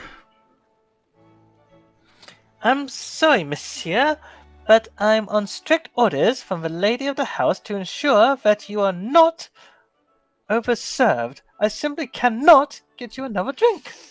Yvette! Away! Oh, just because I didn't give you one, isn't it? Someone calls out to the chambermaid and she looks behind her towards some new disaster in the process of unfolding. Kevin's just panicking. Oh, the baguettes have fallen out of the kitchen. It's a flood of baguettes and cheese. In a panic, she leaves her charge while heading towards this latest problem. As she's leaving, she calls out over her shoulder, "Please, monsieur!" Oh, that's you. Please, monsieur! Just stay here and find some water. How can he find water if he has to stay there? Water, base drink, or should I say basé? It rusts steel. Water for a man of my knowledge, why, when I was just back in university, you were still trying to spell your own name. Water? None, that simply won't do. Let's find you something stronger. Yes, finally a young lady that understands. He cheers as you take him by the elbow and gently lead him away. Up close, you realize that several of his coat buttons have been butted into the wrong hole! It isn't long before you manage to get 2 glasses of brandy for yourselves from a servant who clearly hasn't been informed of your new acquaintance's state yet. A toast He to the yells. health of our hosts and to new friends. Yes, now tell me about our host. You take a deep sip of the brandy and nearly cough it up. This is far stronger than you expected. You've also started to notice that more than a few guests are glaring at you. Oh dear. Mm-hmm. Well, you did pick the perilous one. As you ply the man with drink, you carefully move him around the pie to make sure that the chambermaid never finds him while you go about your work. Indeed, it's a night fit for celebration. Only just recently have the hosts brought me further into this circle of trust. In fact, you wouldn't believe the goings on that I'm privy to. Oh really? Tell me more, you mentioned. Getting Camille to take notes. You have gained a piece of cheap crown gossip. Of course, I could never tell anyone about such affairs. It would truly be a disaster if such secrets came to light, you see. Why, in fact, you do see. You see quite well.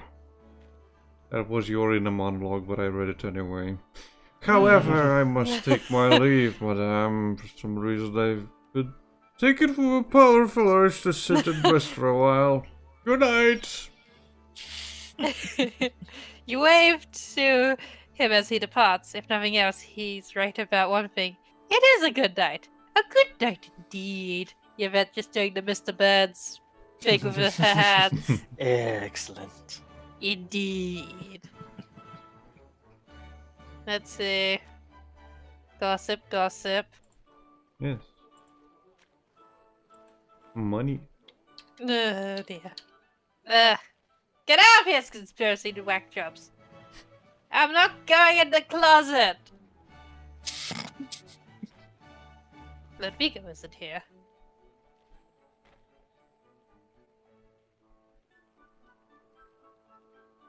Bonsoir, Madame Deco.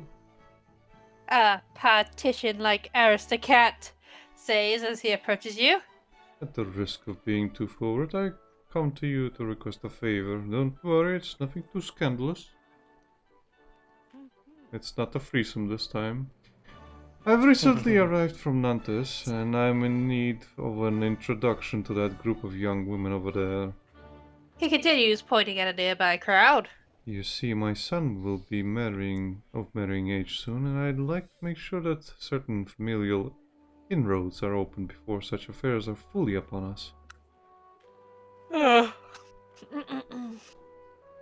If a nobleman from outside of Paris considers you a dependable figure for such a task, that really must mean that you become quite established here.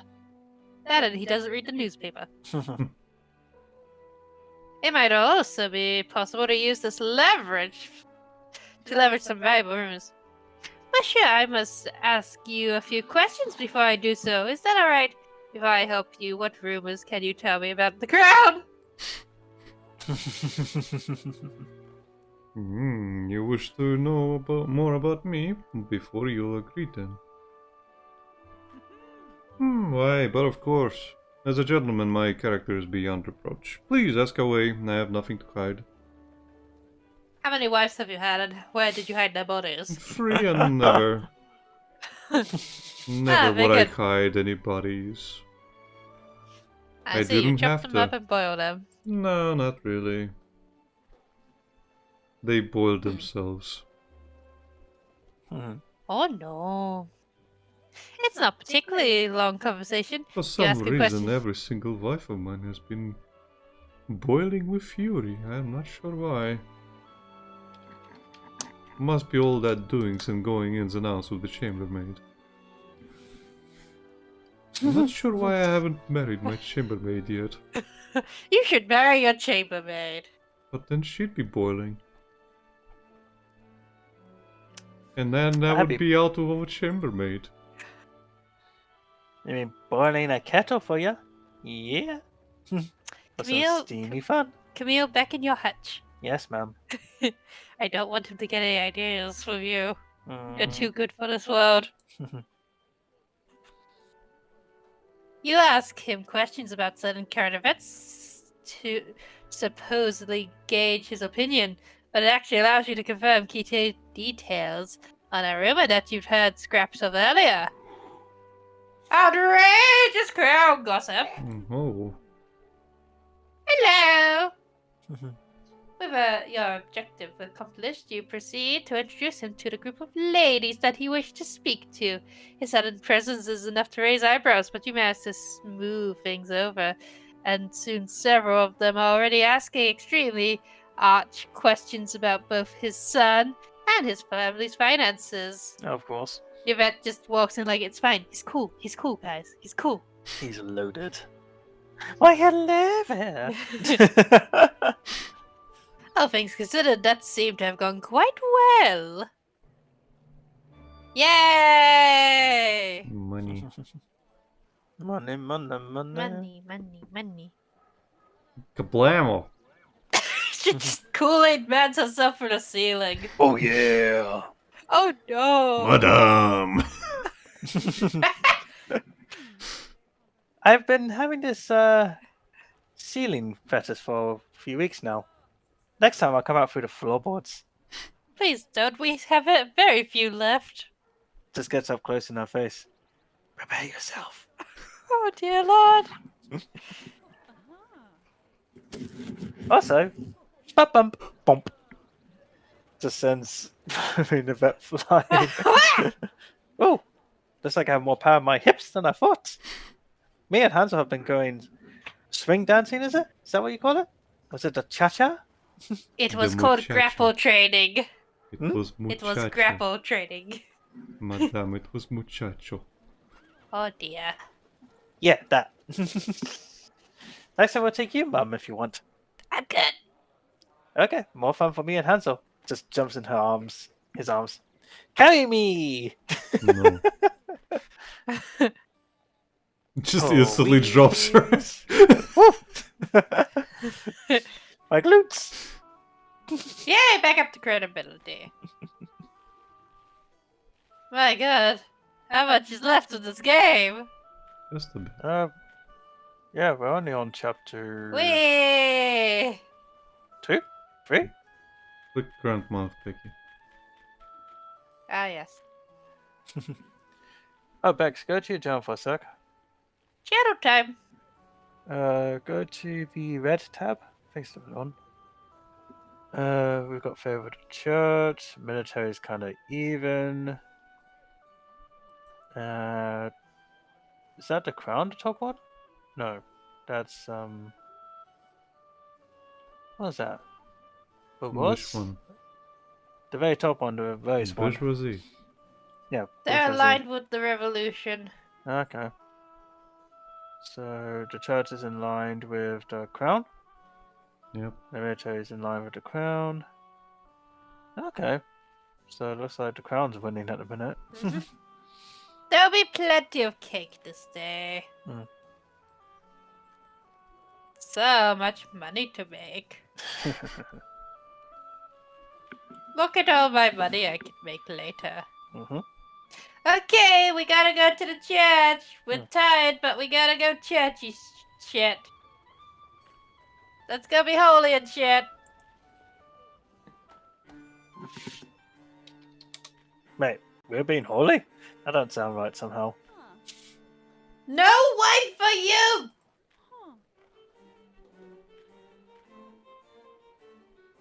Oh, a new lady. Oh wait, I recognize that bitch. Mm-hmm. Let's go. Hello. Have we met her before? Yes. Yeah, she yes. started an outrageous rumor about us. Yes. Oh, yeah. You find yourself in a conversation with Andy Croissant, who used to be a colleague of Pierre's. Pierre's. Blep. Yep, I remember. Who wants to be Anne? Was I Anne last time? You can be Anne. You're a woman now. I've been a woman for a few of these, hon. You've been promoted to woman. Okay. Well, I'd never do anything like join a nunnery. I've found myself staying close to the church lately. God knows they're not perfect, but at least I'm content with them. In my experience, the military is full of blowhards, if you know what I mean, and I'll never have enough money to satisfy the bourgeois or whatever. Which was Who gives he? a The bolognese. Yes, the bourgeoisie. Who said that? Hetzel, be quiet. Of course, by being close to the church, that puts me close to the crown by proxy. She sighs and sips her wine. I didn't get any bloody At the wine. risk of questioning the moral superiority of those safeguarding our souls, I find it funny that they aligned themselves with the I can never say this word. Aristocracy, considering the rumors I've heard about their conduct lately. Oh, that was my fault. I needed money. Then again, I shouldn't be casting stones these days. It's a dangerous habit. Cast those stones! They're the ones conducting themselves badly, not you. There are more dangerous habits, like not giving me what I want. Let's choose safety first, then, and discuss something more agreeable. Cast those stones! She sips her wine and considers this carefully. You're still wondering where she got it. You haven't seen a single waitstaff since you got here. Did she bring it from home? Well, that's true. If we're being honest, I'm a little too close to this particular rumor for me to sell it safely, so I might as well let you have it. She says before beginning to whisper in your ear. Shocking ground gossip! Ooh. Free of any sources of tension, the rest of your conversation is breezy and light, and has a certain razor wit about her that helps keep parties amongst such godly souls from being dull affairs when Ludwika's not around. Rather than risk anyone seeing the two of you together and realizing that she's your source on this particular rumor, and soon departs, leaving you free to enjoy the rest of your party. You're still looking for that wine. Anne, what you doing? Ludwika. Anne! Ludwika. Anne! Outrageous gossip? Today, the priest from Rome has found himself in an argument about desserts. Yes, really. Of course, What you are go you for up to, Anne? dessert. It looks like Anne has everything in place, and the time for your vengeance against the Baron de Tot is nigh. Okay, let's get vengeance. Sorry, Ludwika. Considering your This next... dessert will not do. Yeah, tell him trifle's superior to goddamn crumble. Considering your next move, you decide to take your turn off a cathedral and see what's on offer. It's a 2-for-1 on washing up liquid. It seems that Anne's plan to spread rumors about you in order to set up the Baron de Tot for humiliation is working. You can tell because when you get near a group, everyone starts whispering and making point effort at not looking in your direction, which is moronic. Why would anyone not want to look at you? You're fabulous! Hello! You're so screwed. Your musings on fools are interrupted by perhaps the biggest fool of all. Ah, bonjour, madame. I'm Claude, the Baron de Tot. Perhaps you've heard of me.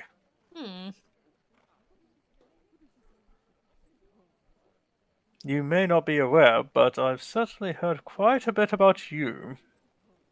He says with the subtlety of a brick being hurled through a window. Yvette, stop hurling bricks. Sorry, man.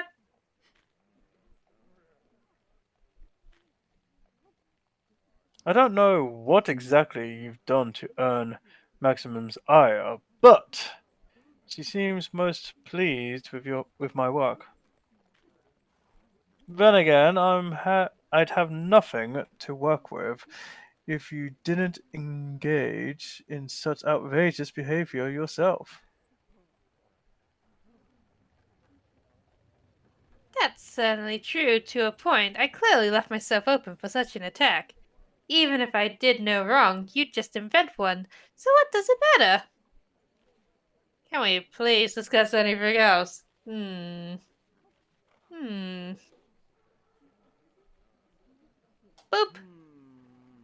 Well, I'm glad you understand. He mutters, clearly caught off guard by his failure to elicit an outburst from you.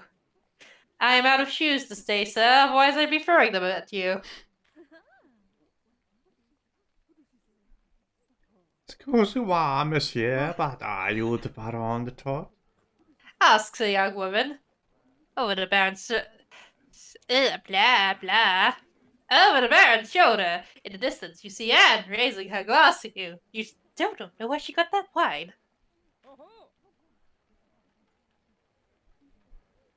Please Oi, pick the oi, fuck up. madam. Oi, oi, madam. Has my reputation Oui, truly oui. spread so far? Not Oh, oi, it's oi, oui, oui. Qua, qua. That doesn't say we. That's oui. That's how you pronounce oui, oui. It's not even spelt like we, but okay.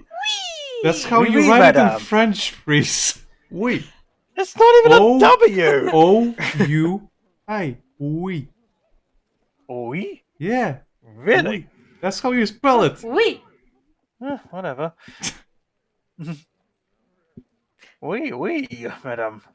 Oi, oi. Has my What way? Oi, oi, oi, what's all this nonsense? What's all this then? Oi, what's all this then? What's all the shenanigans in this old Has French my town here? reputation truly spread so far all the way from Manchester? I'm Cockney. Oui, madame. Has my reputation truly spread so far? Mon Dieu. She gasps as her eyes land upon you. You're really willing to be in the company of Madame de Caux, despite that terrible joke that's been played upon you? Oh, please, madame. I doubt there's anything even a craven creature like Madame Ducox can say that would.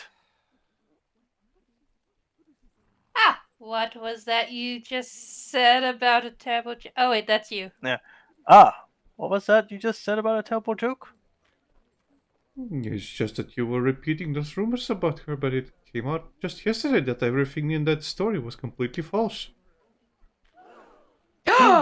Audible gasps. No, right? Well, that was enough to scandalize a few in the room. In fact, you're pretty sure you had someone dropping their glass. Ah, no! The wine! What? I have this on good authority from someone in this very room. Well, yes, Madame de Croismar made it up, just to see how gullible you are. You know, a jape? A jape. Jape? What's a Yeah, jape? jape. You know, a joke, a laugh. Ah, A joke. Jope. Come now, Baron de Tot. You still remember what a joke is, right? I'm shocked you didn't recognize a joke. I mean, you are one after all. Baron, can we be sure the other rumors you've been spreading are true? Oh, I love that second one. That is Okay. grills. Sid, what's your vote? I mean, if you want more power to what you're saying, you can go with the third one, but if you want to be scandalous, you can go with the second one. Let's tear down his reputation. Okay, go for it. It's your playthrough. Oh, look at him. He's so pouty. I don't see how that's relevant. He mumbles in reply, however, judging from some of the looks that you're seeing around the room, this feels quite relevant. Quite relevant indeed. If I had wine, I'd sip it! Here you go. Camille, that's grape juice. Close enough. But it's with a straw. Camille, I can't get a buzz on with this while sipping up my vengeance. Fine. Hansel, you got any strong liquor on you? No.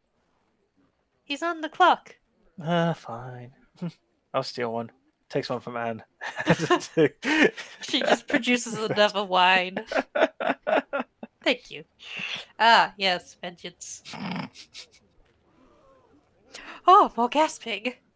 The murmur of the crowd grows louder and more intense, shifting the chosen subject of their scorn in an instant. It appears that your vindication is nigh! You've gained quite a bit of credibility. Oh my. How awkward. Perhaps I should leave. The interloper says, starting to fall victim to a wave of sympathetic embarrassment that you are entirely immune to. I have no shame, only shoes to fur at glass houses, for I ran out of stones. I take forgot what the them from metaphor was. And Maxim just had so many greenhouses. She leaves, and the Baron is affixing you with a look of venomous hatred. His features swell up like a toad, preparing to unleash some truly poisonous bomb. Ribbit. And then he selfed off into the abyss. And then he scuttled away. Ba-ba-da-ba. Da-ba-da-da, To without the very anything next to day. say. Until the very next day. I see you are a connoisseur of fine theatre and musical numbers, such as the Duck Song. Ba-ba-da-ba. Tell me, what was your opinion on parts 2 and 3? Then he waddled away. Waddle, waddle. Then he waddled away. Ba Waddle. ba ba ba ba da da. To My the niece very likes next the day. Duck Song. It makes her happy. Although apparently elephant noises make her cry. Well, if he didn't want you to bring your vengeance upon him, he wouldn't have wronged you in the first place. I know, right? Karma in this day and age. Preposterous. Hey, bestie! Hey, Betty. And joined you, already handing you a fresh glass of white wine. A toast. Oh, it was you, Anne, weren't you? Yes. A toast for the victors. Eh? She kind of looks like the chick who played Dorothy in The Wizard of Oz. It just reminds me of Betty from Flintstones. Yeah, I was thinking the same. Yeah, I Yeah. would have smashed Betty. Everybody Good. would.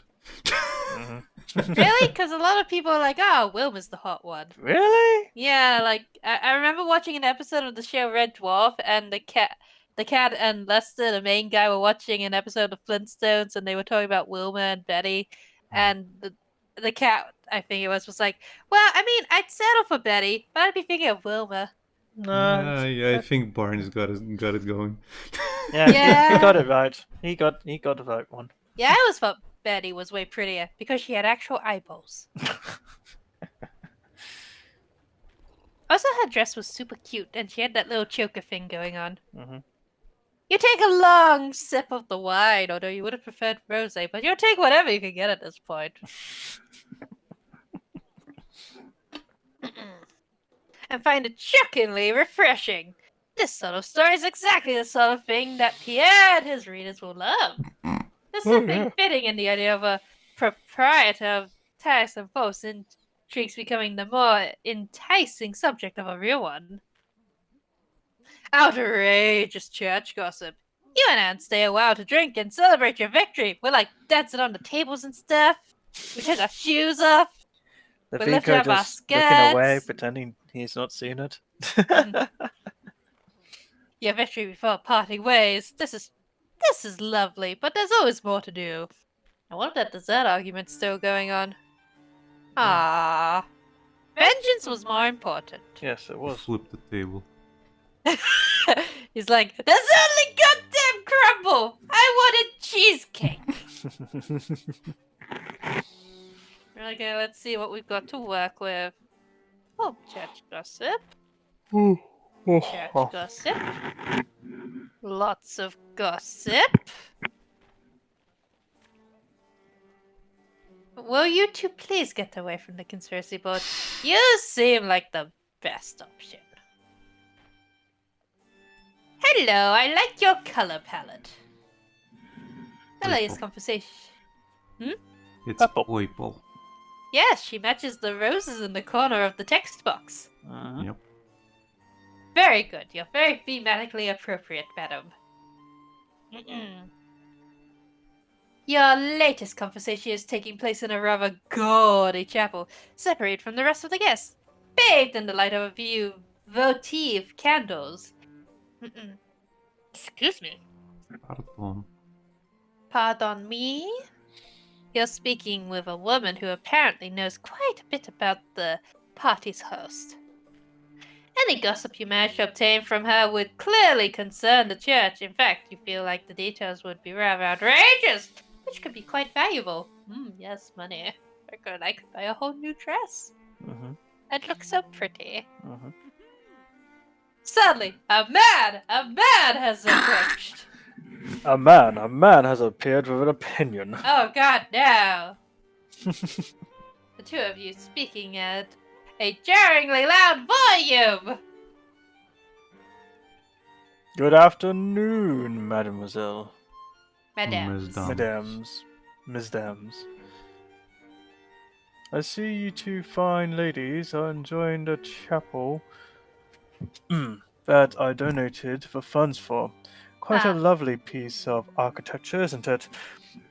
I've often felt that pity is best expressed with marble. Piety, I think. Piety, thank you. Yeah, that's piety. Yeah, piety is best expressed with marble and Guilt.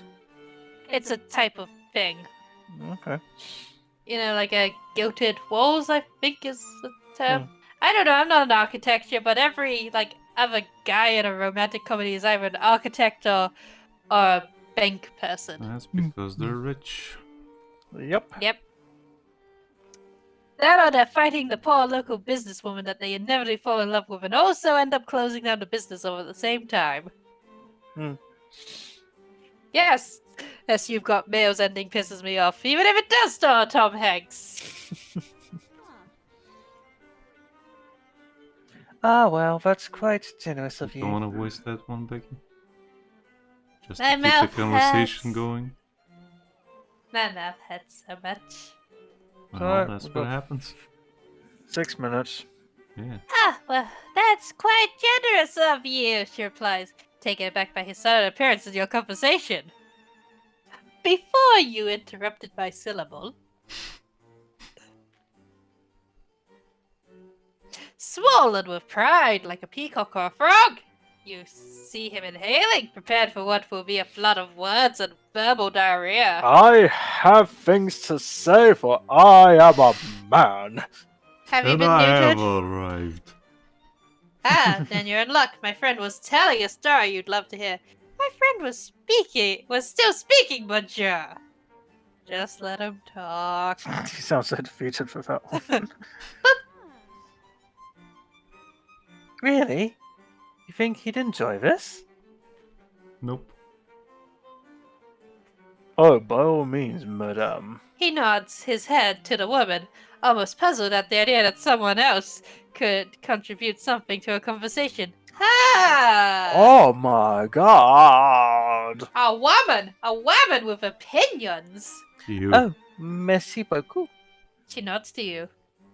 You see, I was just getting to the best part. He looks so sad. Outrageous gossip. With your valuable information obtained, you sit back and allow this interloper to flood the both of you with a deluge of his irrelevant stories about how important he is to the local parish. Clearly, he was never told that humility was a virtue. Oh, that silence was golden. Hansel, take him out. Just No. rises from under her skirt. No. Lifting her up. Why not, He Hansel? seems heavy. You're bigger than the both of us. And I was I- tired from doing that, madam. However, you quickly realize that there's no end to his self-aggrandized blah blah. So, sensing the first opening in his words, you leave as fast as your feet can carry you.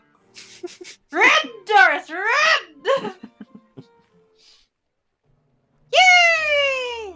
Shocking So much and gossip. outrageous. Look at all that credibility. I'm so credible. And peril. I got no peril today. Yeah, but look at that peril you got. 66. I'm ignoring that. I'll sleep better at night. Yeah, just ignore your problems as usual. Well, I'm gonna save and call it a day. Okay, hun. Okay. Thank you all for watching us be failing to be French and failing Especially to read. Rhys. Oi, oi. I'm tired, leave me be. Are you gonna take a nap? I'm gonna take a nap. Are you going to take a nap right I'm there? taking a nap. Okay, good night. Good night. Uh, Oi, oi. oi, oi. Riders, you came too late. We're about to leave. Yeah. But you can rewatch it and give us more views and revenue. Support the channel, please. Mr. Stamos, he sends us threatening emails with his boned head and his vest top. Oh, dear. He's threatening us from his spaceship. Space rocket. In space. Anyway, like, comment, subscribe, follow us on socials. I'll see you later. Bye. Bye Bye. bye. Oi oi. Oi, oi. That's not going away anytime soon. No. Nope. Goodbye.